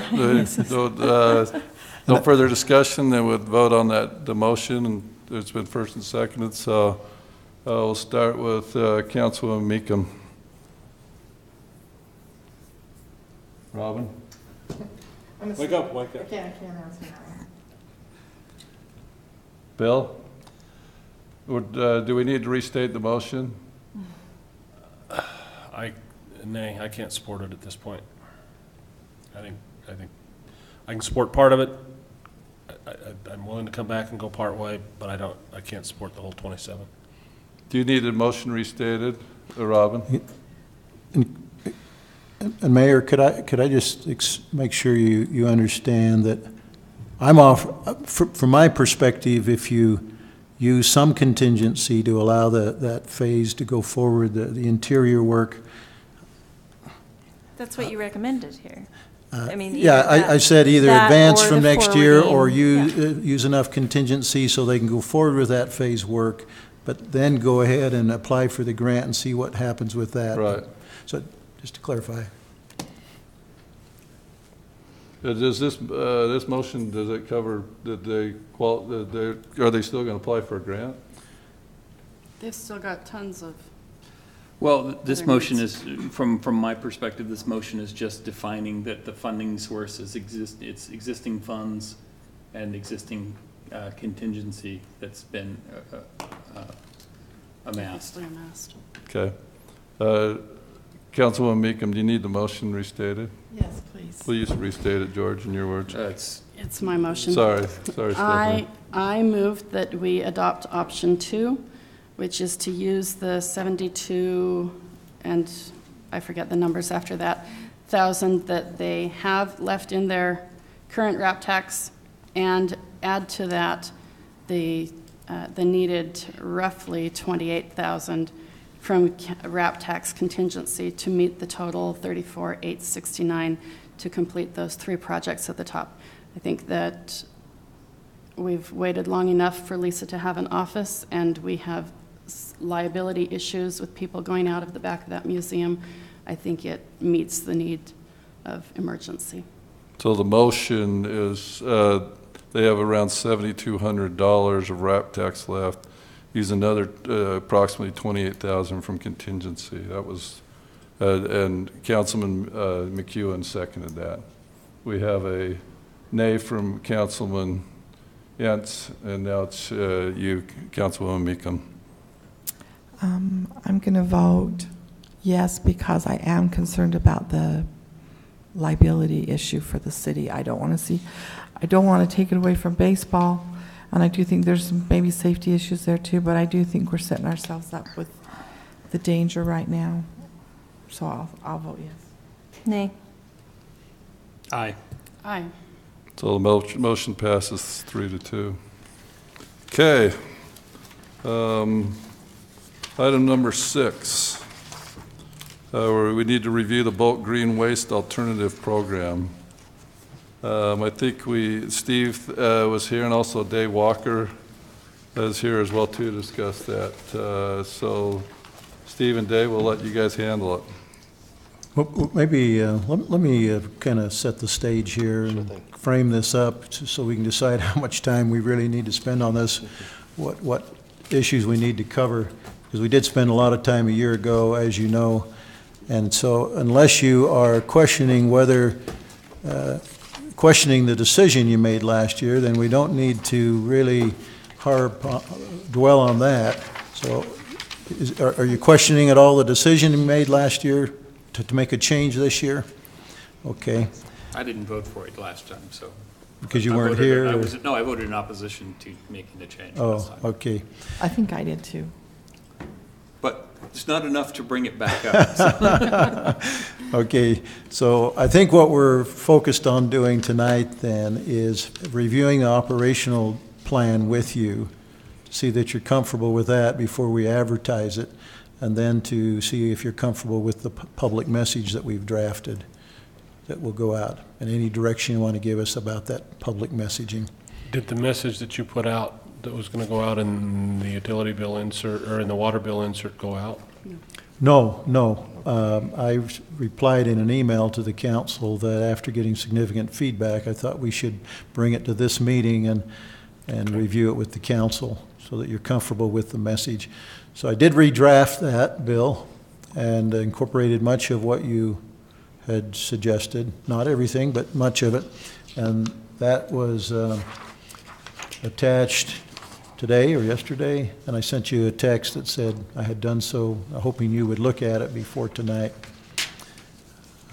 I will note that the one thing that I didn't agree with in your revisions, Bill, was I don't think it's correct to say we have been forced to go this way.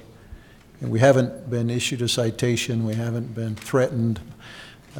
Dave forced us. At some point, we could be we could be cited, but that's not been the reason why we bring it to you. It's because I guess more of a decision that we ought to be complying with the regulations, whether they're federal, state, or our own, which are based on the state and the federal. Well, maybe we're mincing words. I do believe that with substantial hesitation, I voted for it last year. Mm-hmm. Yeah. Because I felt that we were in a potentially serious predicament, that if we didn't do something, we would have serious problems. We are subject to enforcement. We haven't had any yet. Oh, okay, so but the fact that we've been going 75 when the speed limit was 65 and never got caught yeah. is not a safe way to live. So I think we have the problem of we officially have formed ourselves that we're not potentially in compliance. That makes it harder than saying oops. Yeah. So, now, that said, I think we should make it as unobtrusive to people as possible, and that's the reason I said the things I said. So, and you're right, I missed that, so I'm trying to find it right now. Yeah, so if you haven't had a chance to look at that and want to give us some feedback by tomorrow, or sometime tomorrow, that would be okay. So Dave, why don't you review the operational plan, let them ask questions and poke at it, and we'll go from there. Perfect, thank you. So what we came up with at this point is, what you guys agreed upon is having 2 separate days, 2 Saturdays, 2 locations in the city, open for residents to bring any green waste only. And again, that being tree limbs, we don't want grass clippings, anything like that. Your standard green waste disposal, not lawn care. With that, we'd suggested it to be at the lower Smoot Park area, which is approximately 1,500 north and 200 west. We would be able to use the lower parking lot. Reasons behind that was it's not a commonly used parking lot. It would be easier for us to navigate people in and out of that location. And in the event that we have a high volume, we could consider shutting the road off temporarily for us to be able to remove all of the green waste, for the contractor to take care of that. The other location was the lower area of Island View Park, adjacent to 700 East, just above the cemetery. That's accessible again. We'd be able to narrow things to one-way traffic in both of these locations during the green waste drop-off times. We would enlist the help, hopefully, of volunteers, as well as having a couple of staff members on hand to be able to use equipment to be able to stack and move the materials around as needed. We'd be able to use volunteers to help with traffic flow and any basic direction. We've just decided on the 14th and 21st of April. That kind of gets us into spring. It's kind of coincides with when we've had the spring cleanup in the past. I have a substantial problem with the 21st of April. That's the shakeout exercise in the city. Oh, that's Saturday morning? Now, Okay. that'll only last till noon, but I've got 100 plus people who will be spending their time on another community project that day. We looked at the 7th and 14th, but the 7th is the spring break week, isn't it? It's the tail end of spring break Now, for Davis County. You can tell us whether you think that's problematic or not. That's be the first Saturday. They'd still have another Saturday after that. Maybe some people would like it during spring break. I don't know. Yeah. Put the kids to work. Yeah. Are we absolutely certain that you can't make the sites more accessible at other times by monitoring it strictly with cameras to get license plates for people who violate, rather than saying that you have to do it on the 2 Saturdays and have people sitting there? So we do have another option. That would be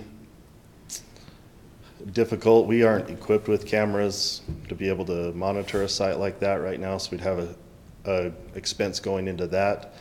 Then the monitoring and that, you're still looking at employee costs to review. You'll spend less on cameras than you will on the overtime to get people to sit there. Well, we could look at vouchers. No, that's, I mean, that would be up to you guys. If you guys wanted to address something like that, it does come with expense. I don't have numbers to put to that. It would take away from employees during regular time, so I would be under the assumption that they'd have to use overtime to do some of that monitoring and review of those tapes, because we still have our functions that we're trying to do at the Public Works.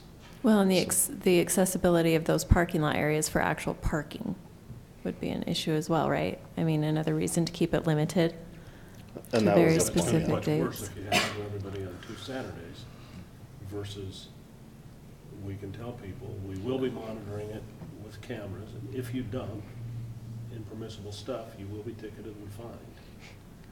But what I'm saying is Then they that, can do it for the month. but then that parking lot isn't available for spring activities going on in the parks. Okay. It's really got to be limited to very specific times, because even those 2 days is going to be. Both of them are chosen for times when because they're locations that aren't This would be the west parking lot of Smoot, which in April, probably not going to have. That's it. And then Island View would not have organized sports down in that lower level. So we don't see that as problematic or a conflict. It would also come with the added cost for the different rentals that we're going to have to do for this. We'll need to have facilities on site, fence rentals, things like that for a prolonged period of time, which will jack up the price a little bit. I mean, it is still the city providing a service. Right. And so people can have 2 different dates to choose from and just plan around. Well, no matter how we do, I guess my main concern with the 2 locations, and we do talk about the smaller capacity for Island View Park as potential. I just have this nightmare vision of people transiting across Main Street with all this junk trying to head back and forth, uncovered loads, stuff spilling out onto the roads. And that's why I was opposed to it originally, and I don't know that we can necessarily mitigate that completely, other than maybe telling them, look, you really need to cover the load because it's a hazard. And however we can redirect the language to say, go to the one closest to you. Don't come all the way across town if you don't have to. I mean, I just don't want to see that stuff trucking back and forth if we can avoid it. It's enough of a mess just, heading down Legacy when somebody's decided they're going to head out with a bunch of tree branches down to Bountiful. And I agree, and that's part of the reason we wanted to go away from the curbside, because it was just that. We had lined our streets with garbage. So with that, we did have a plan in place to kind of have people navigate more specifically. We're going to come off of 4th West for Smoot Park and up 1450, and then across headed north on 200 West. They'd release onto Jennings Lane, and then they'd approach from the south as well at on 700 East, and then they'd proceed and be able to go east or west on 400 South. That would kind of limit people on their routes. It will make the cleanup of those items after the fact a little bit easier for us as well. So this would seem to me like we're saving a lot of money over last year. I mean, we went to every person's house, and this year, I'm really concerned about only having 2. I mean, when we talked about this last year, when we talked about moving them from road to road, and I mean, I'm really concerned about only 2 spots and them being so far away. We talked about people without trailers. Well, if we have them in a fairly decent place, somebody can even wheelbarrow them there if they need to. But I just feel like we're not offering, I feel like we've gone from offering the Cadillac and now we're below the Yugo. I mean, I'm struggling with going from this level of service clear to here all in 1 year. To that, I mean, the more sites that we want to designate, our cost is going to go back up. Right, we're going to look at more fencing. How much are we saving? I mean, are we, like I said, are we cutting it so drastically? I don't want to save them. I don't want to save more than, I mean, I want to give the community a service. Well, you're right. It's no longer a service that becomes onerous or creates that nightmare scenario stuff all over Main Street. We're already going to have people upset that it's no longer curbside, and I'm looking at the police chief and saying, gee, I really don't want the police out there writing enforcement tickets for uncovered loads on top of it. I mean, it's just it's gonna sour the whole thing. But I get what you're saying about more locations, more cost. Is the real issue? This is going back, maybe regurgitating last year's discussion. Is it a cost issue, or is it a potential fine issue that we're trying to solve? Well, I'm trying to give them a service, but I guess I'm asking, what did it cost last year, and what are we thinking we're costing this year? Could we still be saving a little bit of money and be providing it in 4 or 5 parks? So last year, I had some of the numbers for that. Our overall expenditure for last year totaled, just over $40,000. From that, we took away just over $6,000, which we consider as the standard cost of a regular routine street sweeping. So we still spent just over $34,000. We anticipated that our savings for this particular proposal was going to be a little over $14,000. So we should be able to keep around $20,000. for every site that you add, you're going to add to the cleaning expense, you're going to add to the rental expense. So essentially, we'd be creeping right back up to that. I think that the real purpose behind this really focused on just being good stewards of our own community, setting the example. That's really where I felt really strongly about this, is that we set ordinances, we set rules, we have laws, and yet we want to turn around and go against our own ordinances, and I know that that doesn't really sit well. Dave, I would note that I don't consider the primary reason being financial, Right. because you can set the sanitation rate, the garbage collection rate, to cover the cost, whatever it is, and that's going to be a factor in this next round. You'll have to build into the rates the cost of this, but so that's something you can deal with if charge the residents basically the cost of it. So in my mind, it's eliminating the impact on our storm drain infrastructure and improving water quality in compliance with the regulations. Okay, so I agree with all of that, but I'm thinking that maybe this $14,000 we need to use, and we need to put it back in more areas in the city for the people who can do it in their neighborhoods. Well, let's talk about that a minute. Is there a third area or a fourth area? Bruce is sitting out there. I don't know if we've got other parking lots that in April would be viable for a collection point. Freedom Hills is in the very corner of the city, I know, but it's designed to have vehicles drive in and drive back out. One of the things that's not being considered here is... Bruce, We can't pop hear up you. to the mic. Thanks. We'd just love to hear the voice.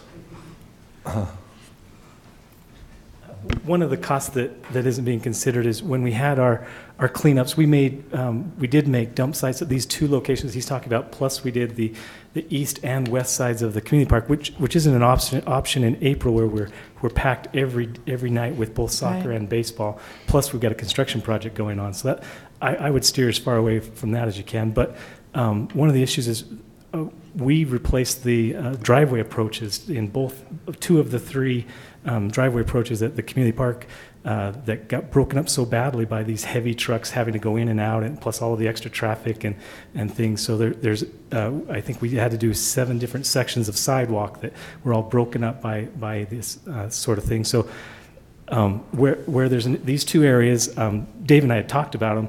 They're designed for trucks to come in and out, and all there is a gutter there. And I think we can get away without costing us a lot of infrastructure damage. But I think if you consider Smith Park or the top of Island View or some of these others where you can't get in or out easily, especially with a big truck, and that's what we're talking about, 10-wheelers and front loaders, I think, is probably where they're going to be. And that's not the people bringing the stuff. That's just getting it all hauled away. Yeah. On the day of, say, Island View Upper parking lot would not be a feasible one. Yeah. They get in, they're stuck in there, they have a trailer, you're stacking people clear out throughout the rest of the town. Freedom Hills could work. It could be, you could put in another location of Freedom Hills, but our other locations, I know. Where do we get most of it last year? When we send them out picking it up, was it in the old part here in Centerville? Is it in the newer part? Where do we pick up the biggest? Typically, you'll see more of the product come from the older part of See, town. They've that's got what I developed considered. trees and things like that. That's not to say that in the north end we don't see some. You but have you some, but I definitely see think you more in the probably have southern. double or more in this area. Number one, because a lot of people in the north end are paying to have their yard work done. I mean, I think you have a lot more yard care up in that area. When I drove through, and I know when the east wind was going on, here, there was something almost in front of every house. Up in North Centerville, it was probably 1 or 2 houses per street. It was not anywhere near what it was down here in the old, but yet we're not. I mean, I'm even wondering if we put them alongside the street in the older part here in Centerville so that the trucks can come and go. You're only going to have it there for the day. You're going to haul it there in the morning. You're going to haul it away in the afternoon. Could we have a dumpster put alongside the street somewhere? So the the basis behind this proposal is we'll stockpile it for the 9-day period. We'll have it the first day, then we'll have the next Saturday, and it would be that following Monday after it's all stockpiled and a collection of both days dropped off. Then we're gonna have a contractor come in, either come in and haul it away to grind it off site, or they'll do a tub grinder or a large grinding there so they can haul it off in less loads. So we're gonna have to stockpile all of it. And that's where the other proposal of Public Works was a good one, because we had a lot of overflow space for that. I just know all of the older people in these areas have used this their whole lives. It's how they get their yards clean. They don't have a truck, they don't have a trailer. I think it's gonna be really.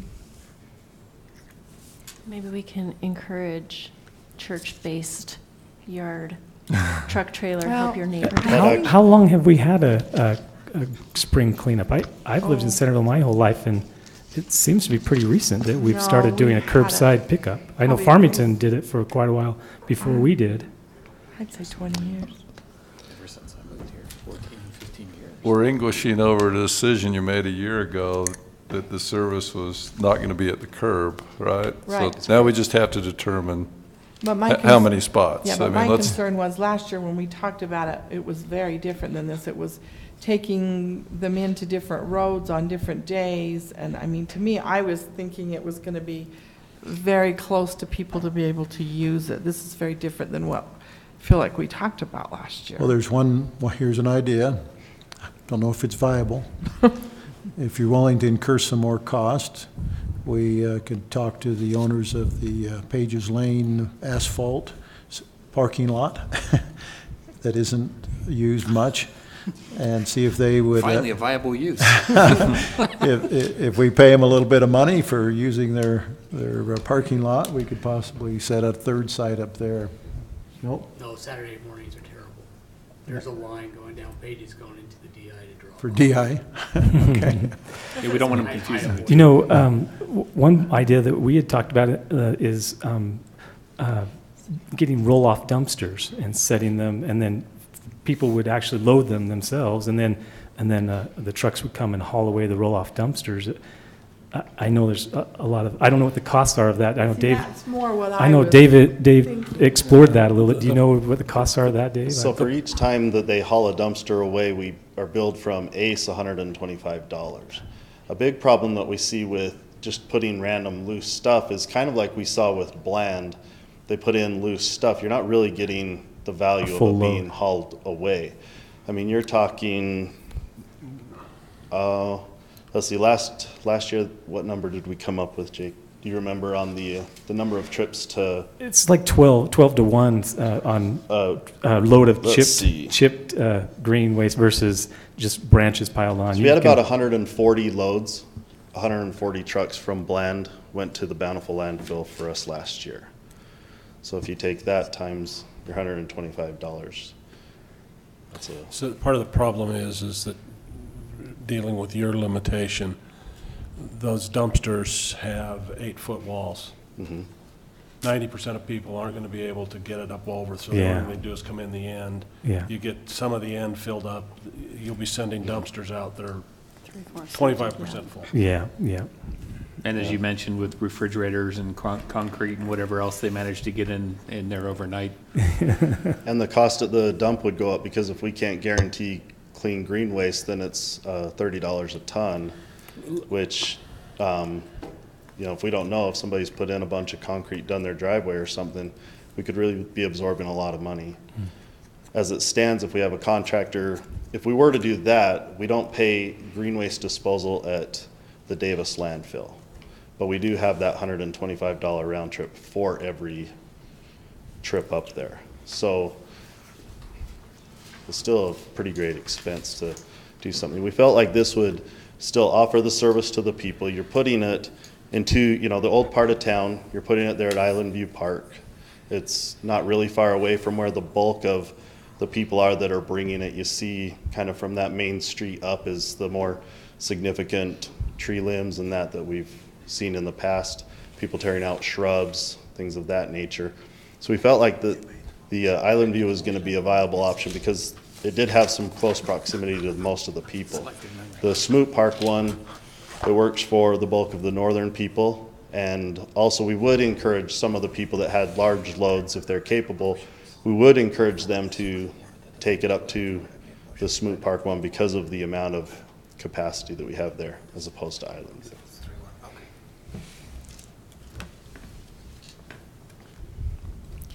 We did also explore the option brought up by Councilman Ince as far as having people able to take things over to the Bountiful landfill.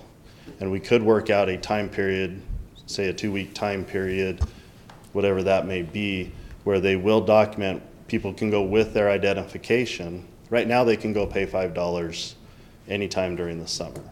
We could agree to absorb those costs. They can record the number of vehicles and then bill us at the end. And that does open it up for people that maybe can't get it there on the Saturday or whatever the case may be. They would just bill the city of Centerville if we allowed that, say, for the month of April. But it I doesn't think make it people- easier I don't for think the people without a truck. $5 is going to make or break anybody, and we add them all up for the city, it could become a high cost. I'm just worried about the convenience for the older people that have had it for probably 20 years, and I know it doesn't work, but I'm very sad for them. To be honest, I'm almost to the point of saying it's such a big hassle, let's just cancel the whole thing. It ended last year. We're sorry. We can't do it anymore. And if we did that, we could still offer a voucher option. Either a voucher or say for the month of April you can. You know, it does deplete it, but we still will absorb that I don't cost think for the you if that be the $5 case. is it for anybody. I don't think anybody uses it because it's going to save them $5. They use it Right. because they don't have the Because they don't means have to to get it to the go dump anywhere. themselves. Right. You're going to have a lot more stuff left in yards because of it, not of us not having Now, it. the benefit of the street side is, yeah, I know that it creates a problem because it's out there for 3 to 4 weeks. Because people do it early. But it's the ability to come home and to work an hour every night. Yeah. Or 2 hours every night, and you'd get a lot done. Whereas you can't do that if you've got to come up with a trailer to be able to haul it away. Yeah, I thought it was the first signs of spring in Centerville, is the piles. Because they are there for a They are there for a long time. Unfortunately, And I'm yes. worried about the safety with cars and the safety with kids going to school and riding out around them. I mean, I know that there's both sides to it. And Robin, Steve has just challenged me with my voting record. So apparently I was with you in spirit, but I actually made the motion. So I just need to. Actually, good job, Steve. I was looking for it. I didn't think it was that. So my first official recant of a complete lie, apparently. Time heals all wounds, right, George? Or at least it changes opinions, because I've had a lot of time to think about this. Well, and I like here on your draft, Steve, how you said this situation will create a hardship for many who do not have access to a truck or trailer. It is, I mean, we're acknowledging that people are going to be disappointed, but then he says it's a great opportunity to get to know and help your neighbors, share some work and equipment, and improve our community. If you have a trailer or truck, consider checking with neighbors who need help. And I mean, I've heard this council speak a lot about that's the nature of our community, right? That's what we love about it, is that volunteer spirit. So we're just inviting another opportunity. That was Bill's addition that you just Yeah. read, so. So good job, Bill. And I'll vouch for it. Well, and I have one of those beater trucks that can do this sort of thing, and All right, go and Stephanie. there is a great opportunity, and it's a good excuse if you haven't gone and welcomed your neighbors and they've lived there for most of the year. You don't have to feel stupid going over and saying, "Hey, do you need?"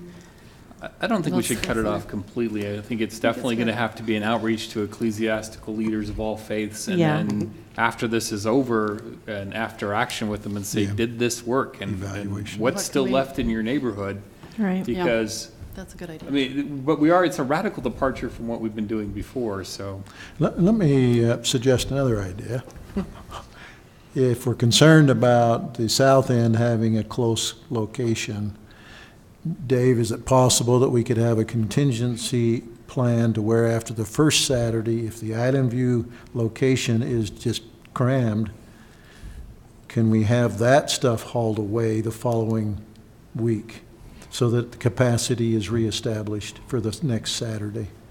It would cost more money, but, I think I sense the council would be willing to bear that cost in order to make more capacity there for the second Saturday. Is that a realistic idea? It could be. If we're having a contractor grind on site, then it would involve us moving it ourselves through the week. If they're going to come and haul it themselves and take it back to their yard, a lot of that is contingent for them on the quantities that they see. If there's value for them to just come grind it on site, then they'll bring it and take care of it in a day.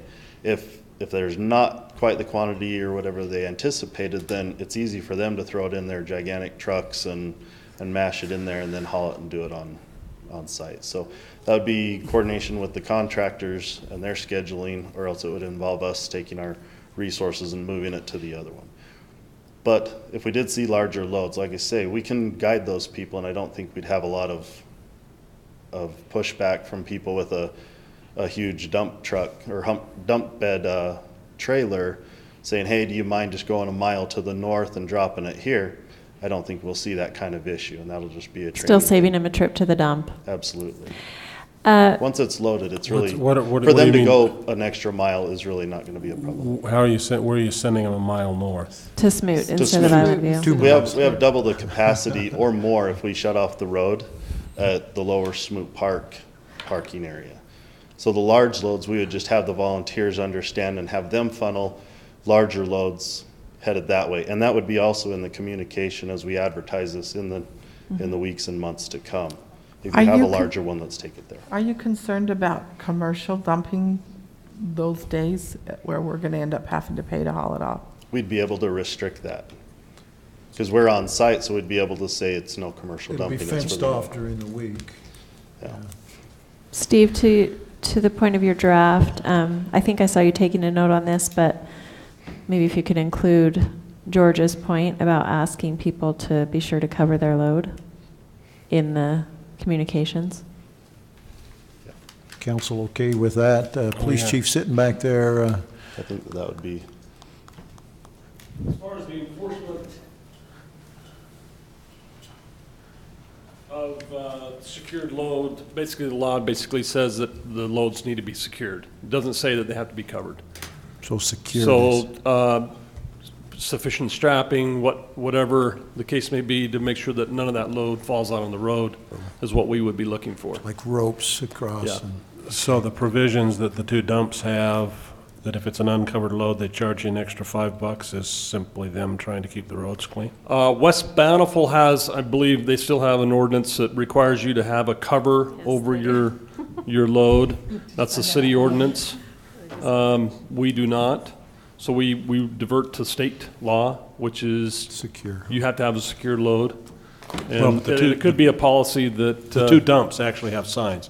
Uncovered load, $5 extra. Yeah, so that's a policy apparently on their part, and maybe they're doing it to help Woods Cross and West Bountiful, those cities. But securing it with ropes or something like that would help reduce the problem still and comply with our own law. And I think having verbiage in there for that, I mean, I feel like that's reasonable. Yeah, I mean, it's you can say covered and or secure. Yeah.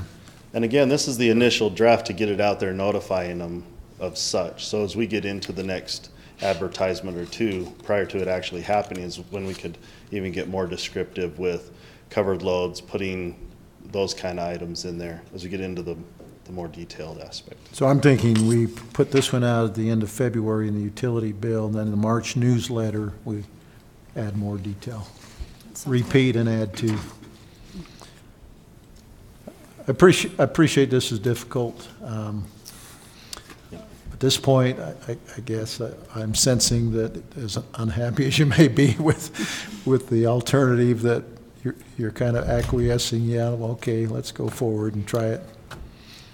Well, I would, at least for myself, like to express to both you and Dave, I'm very unhappy, but not at either of you. I mean, circumstances change, life changes, we have to deal with it. There's no dissatisfaction with any one. It's crap. And I absolutely agree with that. We love you guys. It's just, I want you to go pick up the little old lady's trees. I can't help it. And Steve, it looks like you're tight on room on this, but could you also include a notice to watch for further information Yeah. in future inserts and go to the website? Yes. Social media, Yeah, you had that in your comments, and I didn't know if this was going to be a one-time shot or not, but, so we will add that.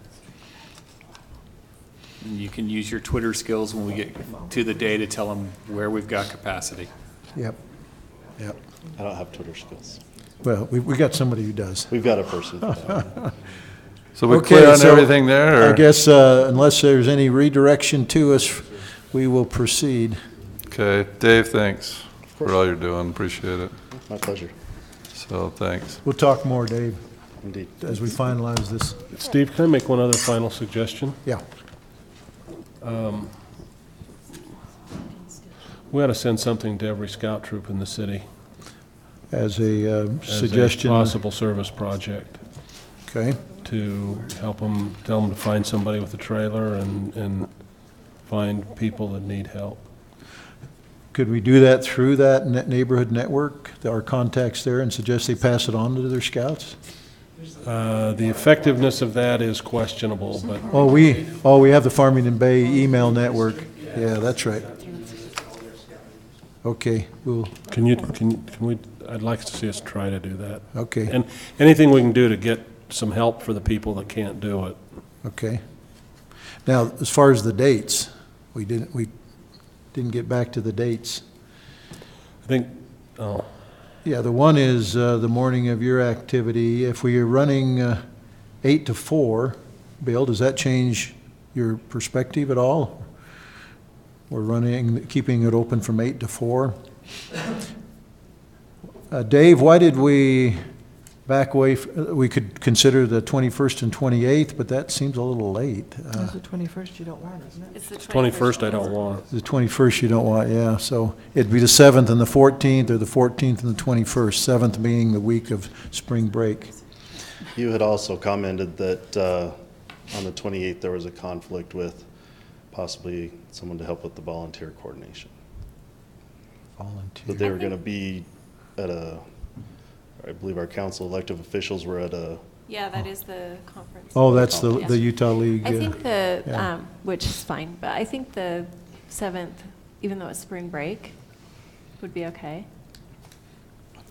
You okay with that? 7th and 14th? Yeah, I'd rather see 7/14 than 'Cause you have the 2 14/21. weeks, and so if Okay. you are someone who's going out of town. yeah, Okay. I think the 7th's better in interfering with that important event on the 21st. Okay, Yeah. we'll go with 7th and 14th, Dave. and all the opportunities of the young people while they're on spring break and not gone. There you go, there you go. Hey, has it been that long since you were 18, 17 or 15? Come on. I'm not going to talk about how long that's been. One thing I am a little concerned with is I don't want the commercial to dump there, but on the other hand, like in my ward, there's 2 or 3 guys that bring dump trailers on the cleanup days from where they work. I could see them showing up and being willing to go around the ward and pick them up and bring them there. So it's going to be a little iffy. We're going to have to kind of, We'll have to put them on their honor. yeah, you're going to have to put some people on their honor I if they've been out understand. and gathered it up from their ward, but yet they have a commercial trailer that they've borrowed. Sure, Yeah. and I would understand that. It's when you start getting into the large companies with Right. 10-wheel dump trucks, things like that. We've even seen that on our curbside cleanup where they'll hire contractors to come in, hurry and get everything cut. Contractor lays everything out in the road, up and down the road, and then we're on the hook, and he's already charged them for But I hauling it away. think what she's saying, though, is we need to somehow assume that there may be some of those contractors who are volunteering their equipment, and it's Right. being used on those days, and we just need to accept people for their honor, I guess. Yeah. Well, That's if precisely- they Some have, know if how they to- have at least 3 scouts with. If they got their scout shirt on, they can come in. Centerville address on their driver's license. Sure. Yeah, I just think we need to just be aware of that, because I know that there's a couple of, I know my son's borrowed them from friends before that have big companies, and he'll Yeah. borrow Yeah. a trailer to go do, Sure. his ward cleanup, and I just, Well, I think this is a monitor and advise year. rather than, if it turns out you see the same truck come by 25 times, maybe there's a problem, but I'm not sure that enforcement's really necessarily the big issue this year. It's changing, re-educating people on how it's going to work, and then figuring out what didn't work at the end of this. I'm not sure that we should necessarily be too aggressive unless it's blatantly obvious that they're abusing it. Yeah, and you won't see too many commercial ones, especially on a weekend, unless they're doing a volunteer. Okay, I guess we spent enough on that. So, Maybe too much. next question. We got 3 or 4 items left on our agenda. I know we have our Parks And and I need a Direct. miscellaneous, just FYI, that's not on here. Okay. Our Parks and Rec director's here, and I think is this our city engineer, right? Yeah, they're both Okay. here for that community park. So my question is, should we skip to that? Since then they can get home and sleep, and we'll go later on our stuff. Is everybody okay with that? Since we have them here, and we know why the police chief's here as well too. But so let's stick. If everybody's okay with that, are you okay to move to item 9, community park expansion project? Okay, Jake, ready to? So Steve, am I going to you on that one? Yep, I'll try to step through this as quickly as I can. We have received bids for the pavilion and for Phase 3. Got good bids in both cases. The pavilion bids are, would you put that up there, Jake? The low bid on that was $34,540. That is the alternative with the mesa roof, which is the 4 sides that come to a point. Is that right, Bruce? The mesa roof? It actually has a line down the middle. It's not up there. Can you come up to the, Let's. there's somebody at home, I'm sure. It's 4 sides, but they don't come to a point, just a ridge line across the top with 4 sides. Oh, okay. Yeah. And so, unless you want to disagree with that as the choice, then we would recommend that you award a bid to Sontag Recreation, the amount of $34,540. There will be some additional costs for the concrete pad. Right, that's just the pavilion, so that. And then Kevin put together some additional costs, engineering, the concrete pad, something else, comes to about. Some utilities need to be extended. Comes to about $48,000 estimate, including the plaque. Right. For Tingy, so we're getting close to that 50,000, but it looks like it would cover it. That'll include a sign that'll say it says the William, Bill, and Sylvia Tingy Pavilion, but not the plaque. So we're hoping to also work that in, but if not, the families agreed to chip in for that one if it goes above the 50,000, the total. They'd like to have a color photograph on the plaque, so we'll see how much that costs. And this particular bid award does not depend upon the lease agreement, so we recommend you go ahead and award this one, and then we'll talk about the other one. So Kevin? Maybe just to clarify, the $34,540 does include the footings and the slab underneath the pavilion.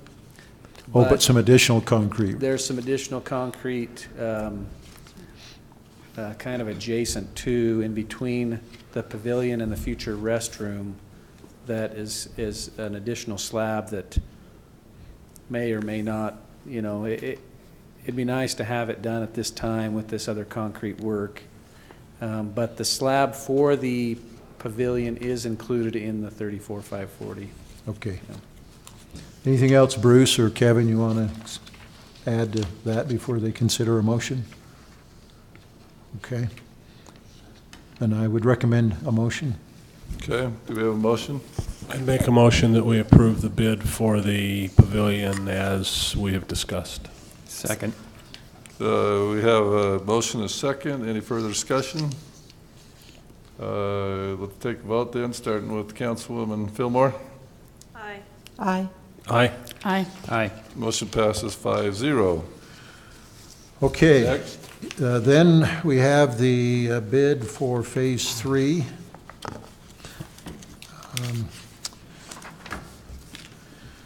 And we got 2 bids is all. We had more plan holders. We thought there'd be more bids, but the 2 bids we received are good. They're below the engineer's estimate.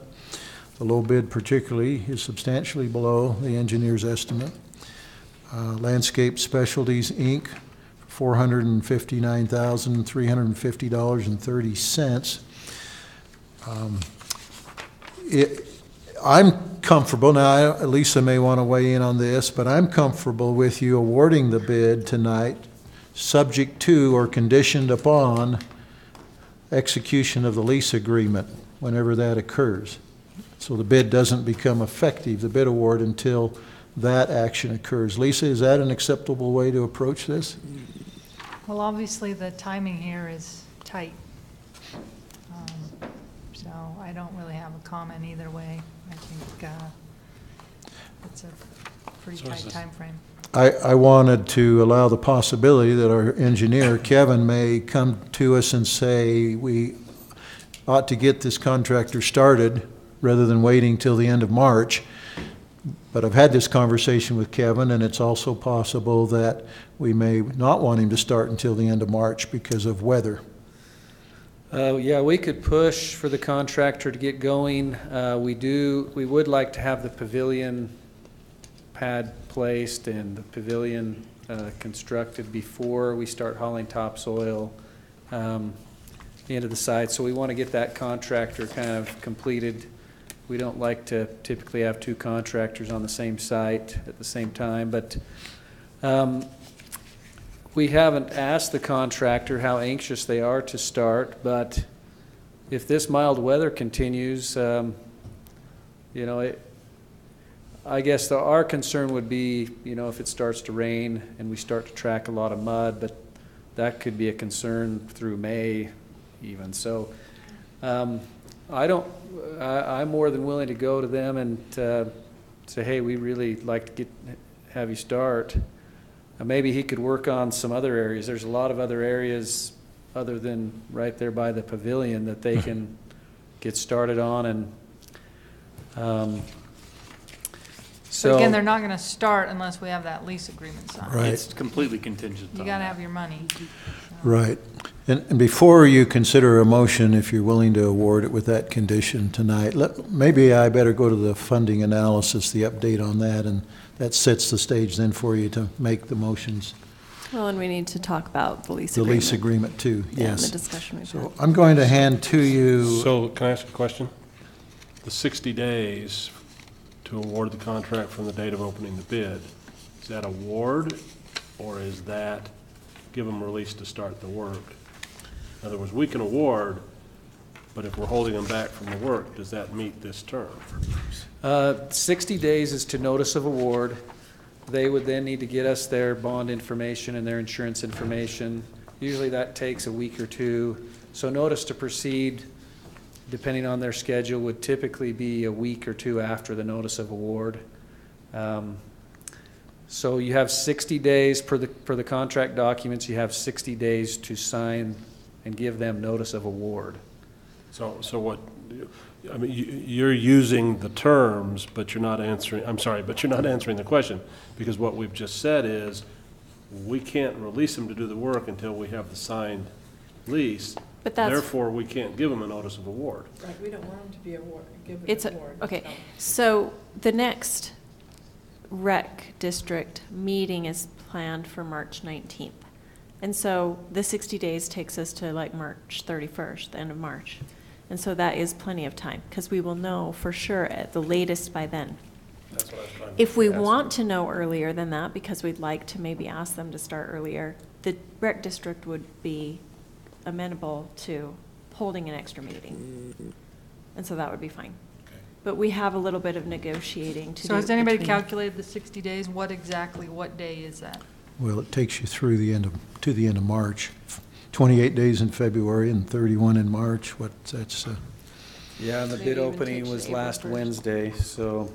Bid It was on the 31st, We wasn't it? closed on what date? The bidding? The bids were opened on January So 31st. you have 60 days from January 31st. So I think that's the 30th of March, if I figure it correctly. So we're fine, It's even April just 2nd, if we isn't wait it? till the next Part- regular meeting. Well, 28 days in February, and 31 in March, so. 59, So like that's- April 1st. Oh, so yeah, you're right. So we got till the end of March. Well, we should be okay. But if we want that possibility, Kevin could recommend that to us, and we can request the rec district to meet sooner. Yeah, I think that, if you'd rather get it awarded sooner rather than later, and the rec district is amenable to meeting, I don't think there's any downside of getting it awarded sooner. But unless you agree and the contractor is ready to go, no point calling them into special session.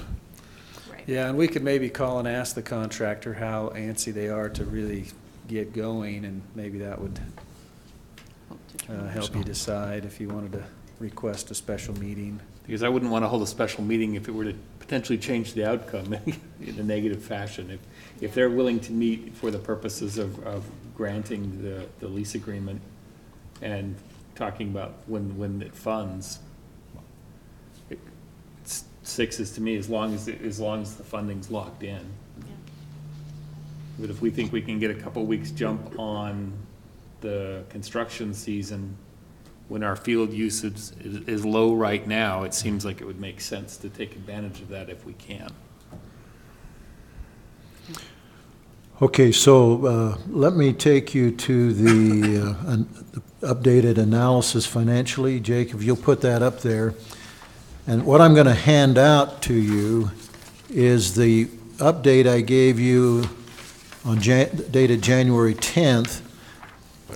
And I've marked it up to match what is on Novus, but this shows you where the numbers have changed. And then there'll be another change, as we talked about earlier, with the assumption that I made in the footnote. So what I've given you that's marked up will match this, but it's a marked up version that turned into this one. Okay. So you see that the first red line there is the 4/3/17 cost estimate of $786,293 for the phase 2 is going to be a little higher. I told you last time that I thought it was going to be, that number was going to be sufficient, but there's been, I met with Kevin and Randy, and there's additional costs associated with the irrigation system that we've put in to use the groundwater and to use the Weber Basin and to integrate the use of those as needed to water both parts of the park. I'm trying not to get too deep into the details, but if you have questions about that, you can. It's about an $18,000 increase over that earlier estimate. I thought we were going to handle the watering of the other section of the park as a phase 2, not involved in this on the initial. That's my recollection. As we talked about, we were looking at specifically the approval on the groundwater was for the soccer fields, and we would investigate. No, you actually doing the other watering through using that system. No, if you'll look on the back side of what I've given you, it'll show you the Phase 2 cost estimate revised April 3rd, 2017, and you'll see that we awarded bids that included the reservoir and the piping. Right, but I thought that was piping for the soccer field area. I'm into revisionist history tonight, so I'm going to keep going with it. So Weber Basin connection for existing park in the middle portion there. Okay. You see that? Mm-hmm. So that was part of your action earlier. And then this number I've circled down here on the back side is where that 786,000 number comes from. And the cost increases I'm referring to, this additional $18,000 estimate, is up in this area with the irrigation reservoir, the materials section of that. Because much of that was, the piping and so forth was kind of a design as we went thing. It wasn't part of the contractor's bids. And we couldn't pull anything from our reserve over at Public Works, our shed of spare We have parts? used some of those. Okay, just curious. We have used some of those, and using our electrician, and so those are contributed costs, if you will, that are not part of this number. So that's the little bit of bad news, okay? but it's offset So by a which bigger number- piece so of good news. So it's the 804 is now, Is now the cost estimate for Phase 2, so it's now 822. 820? No. No, the It went from 804,000. 786 to 804. 804,000 Oh, I thought is, you said there was an additional No. adjustment to the 804. no. And so that shows us that there's really 129,615 estimated to still pay for Phase 2. Now, we've actually paid some of that already, but because I'm starting back at the end of December with this calculation. And then that leaves available for Community Park Phase 3, 64,312 instead of the 82,712. But now you need to take 28,000 off of that, okay? So make note of that for the decision made earlier. Less 28,000 throughout this whole column. And then you come down to see the next change is available for Community Park Phase 3, 305,492 minus the 28,000. Community Park Phase 3 cost estimate, 589,350. How did I get that number? It's in the staff report. Jake, I don't know if you want to toggle over to that, or can you see that in my staff report? It's the contractor's bid, it's materials, it's engineering, and then a contingency, construction contingency, to get us to that number of 589,350. But that's more than 100,000 less than the number we were using in this analysis a month ago. That's the big good news. That is good news. Leaving us with a funding deficit for Community Park Phase 3 of 283,000 minus 28, plus, excuse me, in this case, another 28,000. Increase that deficit by 28,000. And then we have the impact fee revenue, which I put some question marks by because that's the one that I said I'm not confident that we're going to get all that in the next fiscal year. I'm optimistic that we'll eventually get that, but I don't believe they'll all be built within that fiscal year. And then you drop down, you see my other question mark, that's the Island View Park Phase 1 renovation estimate. I just put question marks on it because it's an estimate at this point.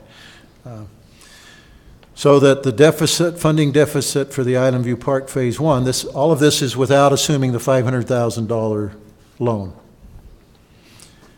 is that you have a deficit of the 125,000 plus 28,000 as a projected deficit. So, yes, we need the loan from the rec district. With that loan, we should be able to do this. And if the impact fee revenues doesn't come in as scheduled, it'll be close. We may have to borrow from other city funds internally for a short period of time, but that is an option. I'm optimistic, though, that with the $500,000 loan, we'll be okay. Yeah, is that what you're showing, Jake? Okay, okay. And so that point, any questions? Okay. Kevin? Does that take into account the lower bid amount, the $100,000 less bid amount? Mhm. Okay, so the 589 is the Well, estimate. Why don't can you pull that up on the screen, Jake, where I came up with that in the staff report? I think it's in the actual staff report. He has here that the 696,840 was the estimate. Oh, okay. And then the actual bid was the 589,350. Okay, I'm slow, but I'm catching on. Okay. Oh, yeah. Okay, good. I'm sorry, the numbers he was showing didn't have or it did have It wasn't redlined, it was just the adjusted, Okay. yeah. Oh. Okay. Okay, should we talk about loan? Lease? Well, one more comment. We have one of the materials bids here in the packet, so we're recommending you award that bid. It's like $15,000. It's state contract prices, so it wasn't really go out and get several bids. We're relying on state contract prices. There will be some other materials bid, and so you see that in this total cost estimate, I've estimated $30,000 for materials. 15,000 of which is this bid that I'm asking you to approve tonight, along with the labor bid. But there will be some other materials, and those will be of small enough quantities that I can just approve those within that parameter, that funding parameter. Don't need to bring those necessarily to you. So with that, then we could talk about the lease, unless you've got questions for me right now on these numbers. Questions? Tammy, lease agreement. Okay. Lisa, did you get my text about the question of, was the original proposed term of the lease 20 years? Something along those lines. Okay. Yeah. So just a little bit of history. We 20 decided years. we decided to ask for a loan from the rec district because the rec district has savings funds in the governmental savings accounts at a low interest rate. So their attorney researched it and suggested that instead it was done up as a lease. Have you guys had the opportunity to read it? So it's a lease agreement, and so they lend us the money and we build the fields, and they have priority use in their soccer fields, and it makes perfect sense for them to have priority use because we run our soccer program through them. So any of our citizens who are playing soccer and benefiting from that goes through the district anyway. You agree with all that, Bruce? Yeah. Okay. So their their attorney wrote up this original lease agreement, and their original proposal was that they should have sole exclusive control and priority of use for 20 years. And the lease agreement states that we'll pay back the loan or the lease in 5 years. So Centerville didn't feel comfortable with that, I think it's safe to say. And We couldn't come to an agreement on the lease term or the terms of their control over our fields. I mean, you were just giving away too much. Right.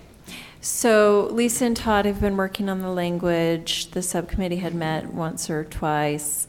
And what you have in your packet is the latest draft, which I took to the subcommittee today. And everyone was very strongly in favor of the whole idea.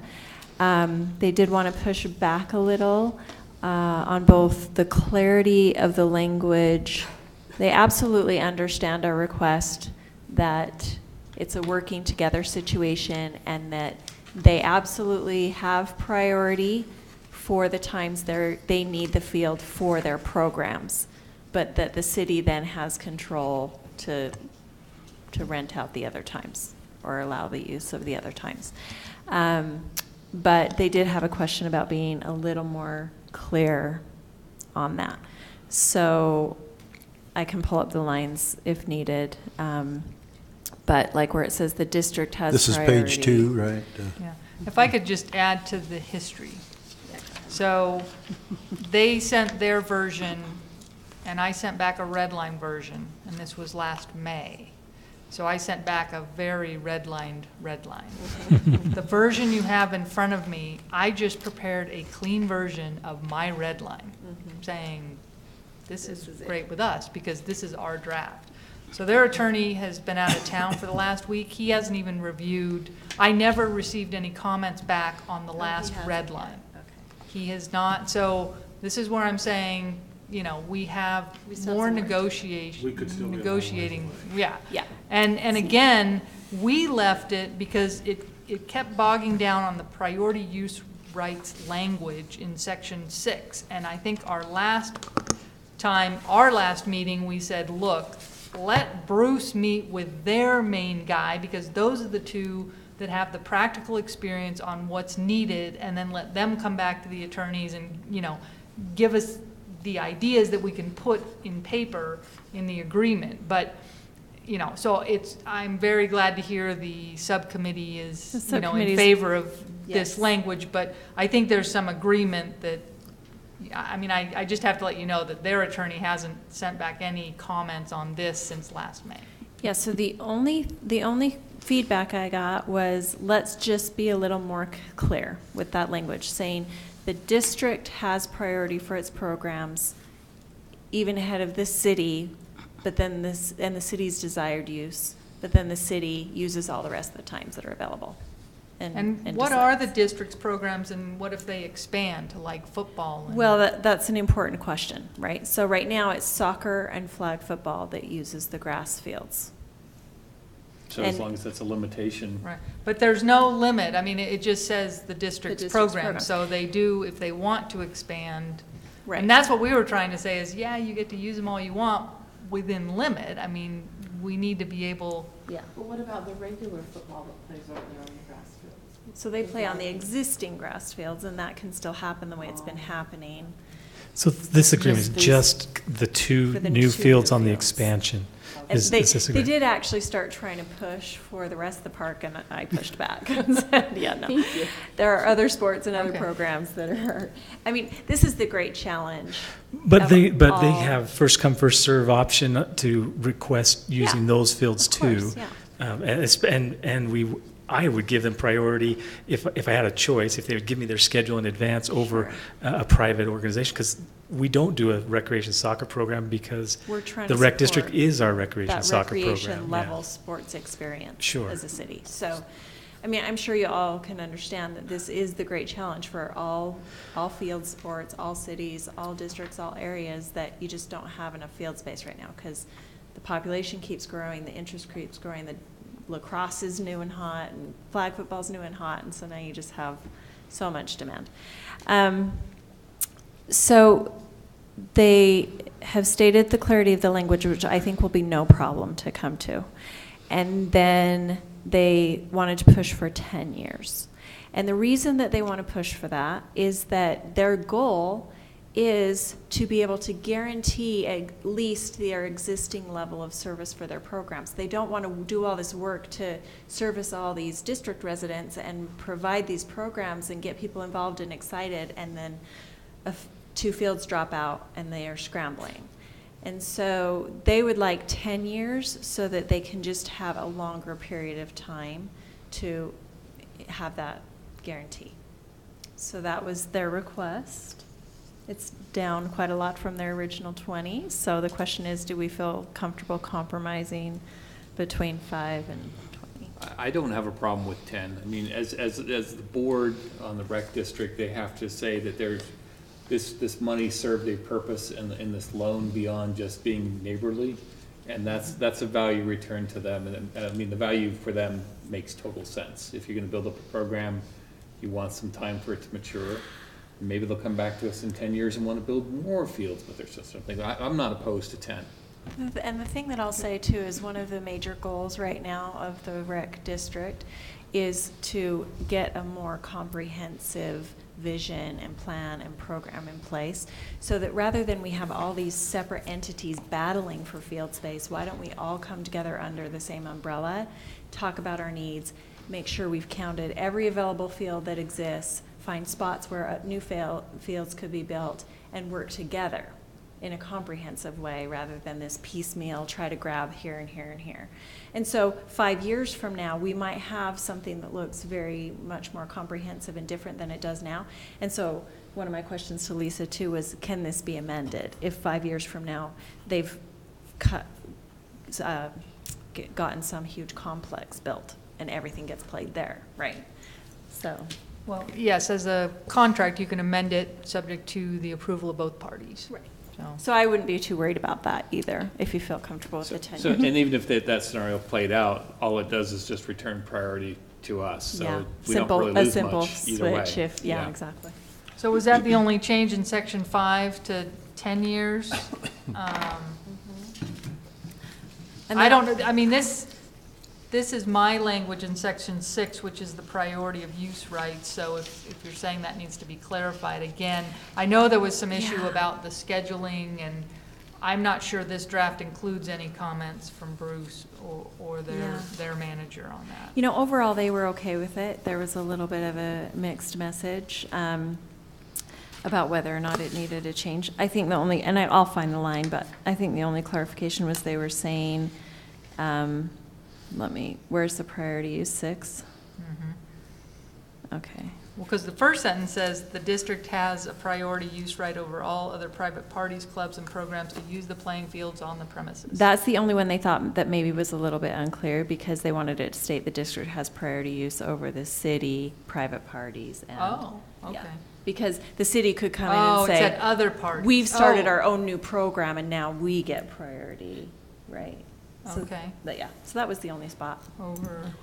So I would agree with George's quick 10-year comment, subject to hearing what Bruce thinks of it. I think 10 years sounds fair, so long as we have 10 years to pay back the loan.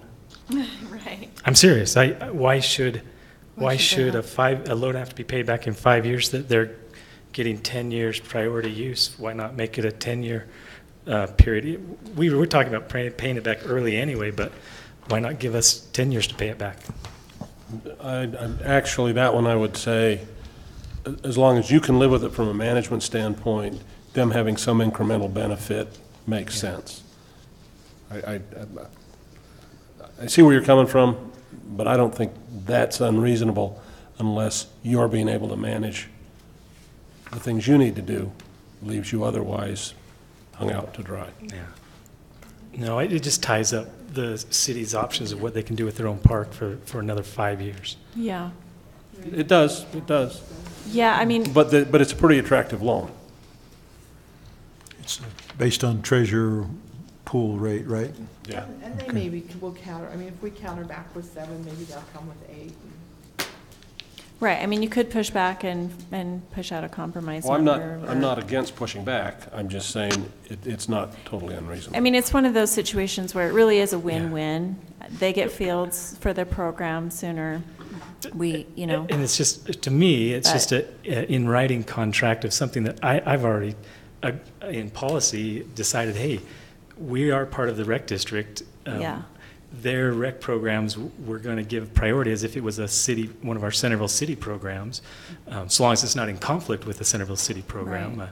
Which is exactly They what are us, we are them, and so they've asked me about our volleyball courts and different things. I say, hey, if you'll give me a schedule, we'll block them out and we'll make them available to you. You know, we feel like you're providing a service for our community, and that's the idea behind having a recreation district is you can do things as a district that we can't do as a city, and where we can help out with facilities. That's great. It benefits our own residents. If our little kids in our Centerville neighborhoods can play rec district soccer in a Centerville park versus having to go to West Bountiful Elementary School, that's benefiting our residents to be able to play locally here in Centerville. So right. It's going to be in writing in a contract for 10 years, but even if we don't get this loan and it doesn't go through, I would still give them priority if they'd give me their schedule to use our own fields. That I think they have a higher level of priority than the private comp programs and things that call and reserve our fields. Yeah, yeah. Is the 10-day reservation window unreasonable? I mean, because don't you have some club things and other things that get scheduled that you're going to lose if you can't schedule it out more than 10 days? Yeah, that could be negotiated. I don't. They're not supposed to schedule anything they can't use. So if they aren't using it, then that negates from the way I understood it. If they schedule something, then they don't use it. Well, I mean, they say that they're supposed to give you their schedule by January 15th. Obviously, there may be some changes to the schedule. Right. But if you go to, what's the Spanish league, if they come and Forza Surf and schedule a tournament with you 60 days out, are you prohibited from doing that? I mean, the 10 years doesn't particularly bother me, but that 10-day reservation window to me seems onerous. So they have to make it before 10 days before. Is that what you're saying? You can't schedule anything more than 10 days out. Anything that's more than 10 days out can be preempted. Oh, no, yeah, we probably need to look at that because we do have annual events that we scheduled the year before, you know. No, I read this the other way. I thought this. That's the way I read it I thought this means that no other users can schedule it more than 10 days in advance. More than 10 days in advance, yeah. So it still allows flexibility for the rec district to schedule it until 10 days before the day. I don't know, it says the city agrees not to enter into any long-term lease or facility use arrangement for the playing fields on the premise with any private party, club, or program during the term of this lease, but shall offer the use of the playing fields for other users on a first-come, first-served basis not to exceed a 10-day reservation. I read that as saying we're not going to enter into any long-term lease. Oh. Well, no, that's, Yeah, I was which we- misunderstood apparently, because I'm trying to, what this says, if I read it right, is one of these other groups can't schedule it out 30 days so ahead. we need to make sure for example, Ute Conference Little League football, we are their home fields.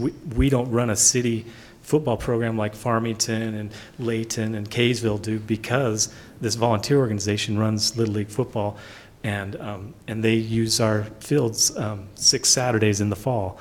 And Are these the new fields? Because I think that was the compromise. Right. Well, we're giving up these fields for 10 years. But I think they're anticipating getting to use the nice new fields too. I don't think we want to say, sorry, you can't use them for 10 years. Oh, well, Bruce, that wasn't the understanding that we've talked about. And so the district's understanding is that we'll get their schedule and then we'll do these little piecemeal, letting other groups use it, but not do an additional long-term lease. That's going to be rough, with because some of the other groups. now you're taking existing recreation programs and kicking them off their home fields that they've used for a long time. Yeah. My whole career, this has been the home fields, for Little League football, and they're our own Centerville kids. But they already have lawn space existing in Centerville that they still could continue to use. Yeah. Well, we've got to clear up the definition of the premises. Is that the premises Yeah. as It's gonna be the 2 denoted to the fields. 2 fields only? Yeah. Well, So if it's the 2 fields only, you don't necessarily need those 2 fields for the football program, That's true. right? That's true. They haven't lost anything. You're right. They So still what we've have it. identified is that the programs at the rec district, and just to let you know, they started soccer, this paper doesn't have the numbers, just a couple years ago, and they started with like 220, and within a year or two it had grown to like 880, and then so it just, people are interested in rec level sports, and for soccer, rec level sports disappeared for quite a while, and so people are thrilled to have it back. And so what I would say back to that is there's this huge growing need for that rec level soccer, and so when new fields come in, if they're kind of designated for that, where the other programs have continued to been going and have space already. Sure. Right? Yeah, I was So, thinking but the one thing we do need we to were gonna clear have up to tell still was to, I think, George's point about what other sports, right? Is their program for these 10 years going to keep growing and keep growing and keep growing? It could. I mean, if you have to read the contract, what they could do, yes, they could use them. But again, all the time. I don't know if I have a problem with that, because any of those sports, we're going to have interested Centerville citizens, and they're our service provider. And so if these 2 new fields are designated as to allow for the growth of the rec district programs in this period of time of growth, why not, right? And then within that 5 to 10 years, we're going to have some kind of new comprehensive plan for the entire area, hopefully. But the way this is drafted is the district gets to use those new fields because they're putting up much of the money to build the fields, and the idea was that, hey, we're getting them sooner rather than later. Now, you go out to a 10-year lease, it does change the terms, and you want to think seriously about that. I think we were thinking 5 years, so we pay it back in 5 years, but if you're okay with the 10 years, but you do have to understand you're giving up those fields with this language, other than we have a clause in here that says it's understood and acknowledged that the district does not intend to schedule the new playing fields for every available day and hour. So they can't just pre-block it. That was some of Bruce's suggestion is, hey, you can't just pre-block it and then not use it. But intends to schedule the use of the playing fields as needed for the district's rec program. So they can't just block everybody, but they could, as they build over time, like in year 8 and 9, fill it all up, yeah. They could have plenty of other, maybe lacrosse becomes something really interesting, and they know they have this free use right over here, and they'll. Yeah. I'd like to see you try and get it down a couple of years. I can see them arguing for something more than the 5 years use. 10 years isn't totally unreasonable, but you ought to offer them 7 or 8. And the only argument we have back that's legitimate is, fine, then we just wait a couple years, right? And it doesn't benefit your program. But I don't think our residents would be very happy with looking at dirt over there any longer. No, I think, But I don't we think should try they'll- and get it done. Yeah. We should try to get it done, but I'm thinking there will get some grumbling for, we have these nice new fields and we're paying all this RAP tax and we can't play on them because the rec district has it. But remember, our kids are gonna be playing on them. It's just playing on them under teams that they control. There isn't a Centerville program that would be saying, we want to come use Right. those fields, so. However, Okay. the Right, term, they are the us. premises is not defined in the agreement, Lisa. Right, it's defined in Exhibit A.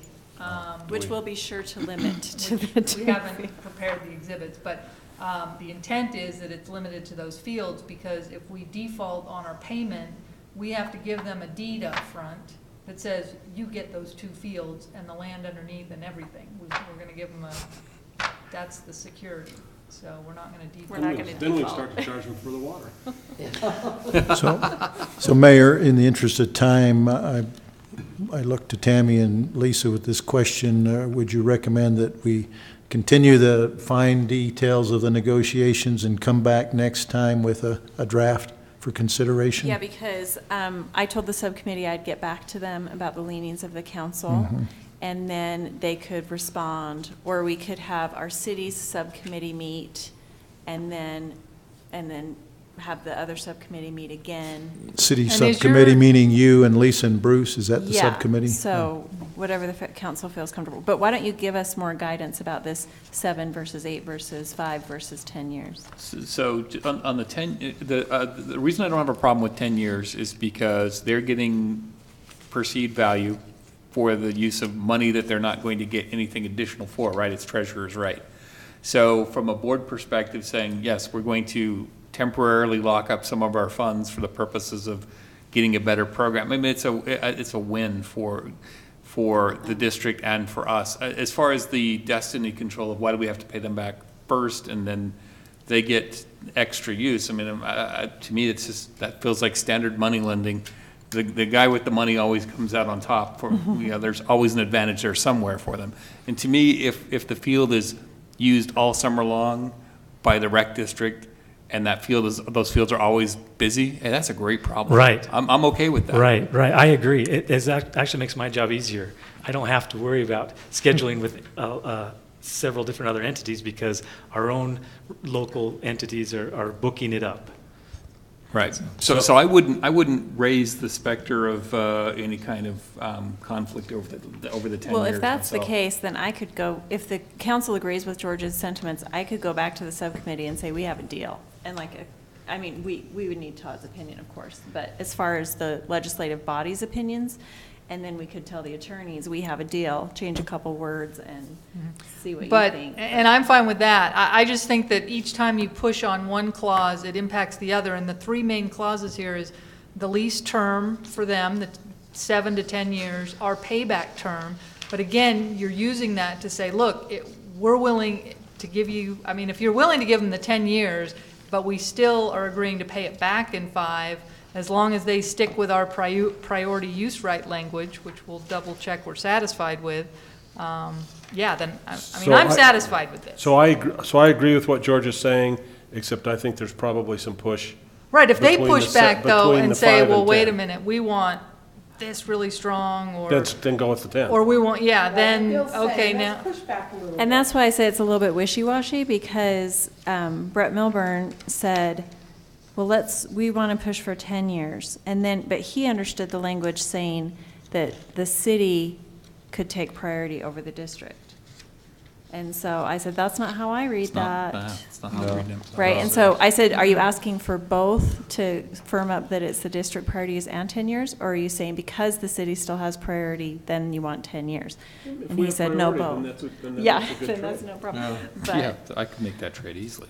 I think that just becomes a little bit problematic because it kind of pits us against each other rather than just acknowledging the district is the city in this role. Right, so. I just wonder how do we know what the rec things are going to be, 7 years, 8 years, 9? Maybe by then Centerville will want their own, so I. Yeah, why don't we start with 7 and say, Yeah. we talked about Yeah, 'cause matching our rec payback. things could- as it builds, we may you know. Which I brought up that point, absolutely. And what they brought up the point is that you enter these agreements and you hear things like, the district is the city, so don't worry about it. We would continue to give you priority use anyway, but things change. And so we want to secure our rights, but they also want to secure their totally agree security with in their that. program, so it's. And I support the 7 years. I'm the guy who pays sticker price, so, you know, go with the better deal. So let me just move, If you since we can get have it, but I Bruce just don't want to here. push too hard against it. The city does not need to reserve any rights, because I do agree, that's a, you know, the first sentence does say they have use rights over other parties, not the city. So were we intending a year ago to say, hey, we want to reserve some priority for the city if we decide we want to use it? Or are we really giving it all up and saying the district has priority for as much as they want to use it, and when they're not using it, then we get to use it, or rent it to others with only a 10-day window? I don't think recreation needs the city. What I can see, though, I know every year we talk about moving the 4th of July celebration to the community park. If the rec district is tied up that area where we may want to shoot off fireworks, can we override that on one day a year for a city event? I don't know. Not if we change that and add the word, they have priority use rights over the city, comma, and other private parties. But again, hopefully they would work with us if you're going to do something like that. But you would be giving them I that don't see if us you add the ever city. wanting to compete with the programs they're offering. You know, that's the idea behind the rec district. I'm not, you're telling me it doesn't say what I think it says, and maybe it doesn't. But I think you want the ability to make commitments out more than 10 days. And that is. Yeah. If we could change that. Well, no, that's what Tammy and I are saying. I don't think Not that's on been the those two intent. fields. But yeah, on those two fields, because you can still So do. I think that's. And that's we need to make sure we clarify that it's just those two fields we're talking about, so they don't have a bigger idea that, oh, we're getting a 6-field park here. Yeah, that was pretty clear, but I think that's the kind of thing that Bruce and Corey should sit down and talk through about what they both feel comfortable with. As far as, because if they're able to give you a pretty solid schedule by a certain date, then we should be able to And do they'll whatever know we want from with the year rest of the before, time. Yeah. you know, give or take I a mean, little that's bit what of they do signups. with the other fields they use. We play games Monday, They Wednesday, have a Friday set evenings. schedule. This, you know, they'll know. I don't think they should have it tied to any of those other fields. They're not giving us money for those other fields. Yeah, I wouldn't have any. Make sure it's very clear. This is just these two fields, and we don't want to cut off some of our existing recreation because of this. But if the pushback on 7 years versus 10 years potentially puts us into a renegotiation that pushes us out of 2019, to me, it's not worth the 3 years to keep it out of 2019. I would agree with that. Okay. I will just say, I know we're planning to pay it back earlier, but I would like the leeway, just in case things all go south in this country and we can't scrounge up the RAP tax or the whatever to pay it back. I wouldn't mind having a couple extra years to pay it off, just for wiggle room. I don't think they're going to give us that. If I were sitting on their side of the fence, I wouldn't. But I don't think they will either, but it's worth asking. I don't think it is. You I don't think think it is? we choose. Do we accept the 5 and 10? Do we ask for 7 years to pay back? You can have the 10, or do we say we'll pay back in 5 and we want 7 years commitment? If they insist on 10, say, okay, we want 7 to pay back. Well, but pick what you want to push back. No, on. I That's all I'm saying. understand. I'm saying, I prefer to see 5 and 7. If they insist on 10, say, okay, then give us 7 to pay it back. Yeah, I prefer 5 and 7 too. Okay. Because we are leaving ourselves. And is a the little best leeway approach to 'cause take we this are- next draft back to the subcommittee? The district subcommittee? before their attorney gets back? Is that what you were kind of intimating earlier? Well, trying to slide something through underneath. How about if we let? No, he's back. How about if we let That's Bruce? why I didn't go to the meeting. How about if we let Bruce and Corey meet? Mm. And then they give you and then you have Bruce and Corey's feedback, you have the city council's feedback, and then you and Todd can meet. Does that sound all right? Okay. Okay, Tammy and Lisa, you have any instructions on this? We don't need a motion on that one, do we, at all? They know what they're We doing? did not award the materials bid. Yeah, we have that still, right? Right. But we have some leeway on that, right? On the award of the materials bid? Well, the one, I mean, you can postpone both bids if you want. I thought we'd approved the one. But, We didn't well, approve the one. We approved the just the pavilion. pavilion. award. But there's a labor There's- bid and a materials bid for Phase 3. And I'm fine with you awarding them tonight, subject to the execution of the lease by both parties. But if you want to wait, we can wait. Discussion, comments? My preference would be to wait until we have our final terms. In the I lease don't have a agreement. strong preference, but I'll go with George. That works. Now, what do you mean by having final terms? Because then that would, to be right on the timing, we would need to then ask the rec district to, Well, at some point, we're going to end up with an execution copy that there's no more negotiation that's being voted on by okay, both so final parties. terms, but not necessarily voted on yet by the, Executed agreement is what we're talking, right? Well, I think the concern Final there executed is agreement. that, We want If to that- it's act just a on it sub, as soon right as now, it it's- would just be a recommendation from the subcommittee going to the board on the 19th. Right, and I Of don't want March. to award a bid until there's an executed copy, because I don't have an assurance that the funds are coming in at that point. The executed copy is gonna go, it's not gonna happen until it's from the subcommittee to Then we to the need- committee and then signed. Yeah. Have them- So Then how we long, need to how long do you ask- estimate on that, Tammy? If you need a executed copy before you will agree to this bid, then we need to ask them to convene a special meeting. Which I think Because- is advisable anyway, just given, I'm not comfortable waiting till the week before we Yeah. really need the money and award the bid. I'd rather be negotiating, you know, in I thought so. February. Because what if the board takes the Doesn't like what- recommendation of the subcommittee, but has their own adjustments they want to make? Then the we board have meets no leeway, and we just have to say, Yeah, okay. I agree But if we strongly. give Okay. ourselves a month to go back to the drawing board, we have some say. so, Yeah, that's So, What we am have I- a motion then? so what am I hearing? You're going to try to get a special meeting for the Yeah. district? So we'll You- do okay. we'll do the staff discussions within the next week or two. Okay. And then have another subcommittee meeting, and then ask for a special meeting to be Okay. convened. And then we would award the bids, is what you're saying, after that? Mm-hmm. Okay, At our next council meeting following that special meeting. okay, Okay. That's good. Are we done on that one? yes. Okay, so, thanks, Bruce, appreciate you. Thanks, Kevin. So, my, next thing is, while we have the police chief here, should we go to, Any chance we get a 5-minute break? and that's what I'm saying, but can we go to that first, after a 5-minute break? Yeah, it's up to you guys. You'd have to come back out and conduct some other business, but Yeah. Or you Mayor's can- prerogative, if you want to reorder for the convenience of staff, that's no problem. That's fine if you want to reorder. Well, How long is it going to be, Paul? we have two subjects for closed meeting. well, yeah, on the original agenda, you had something at the closed meeting, Yeah, but, we have, I think we should just take the 5-minute break. okay. Let's take a 5-minute break.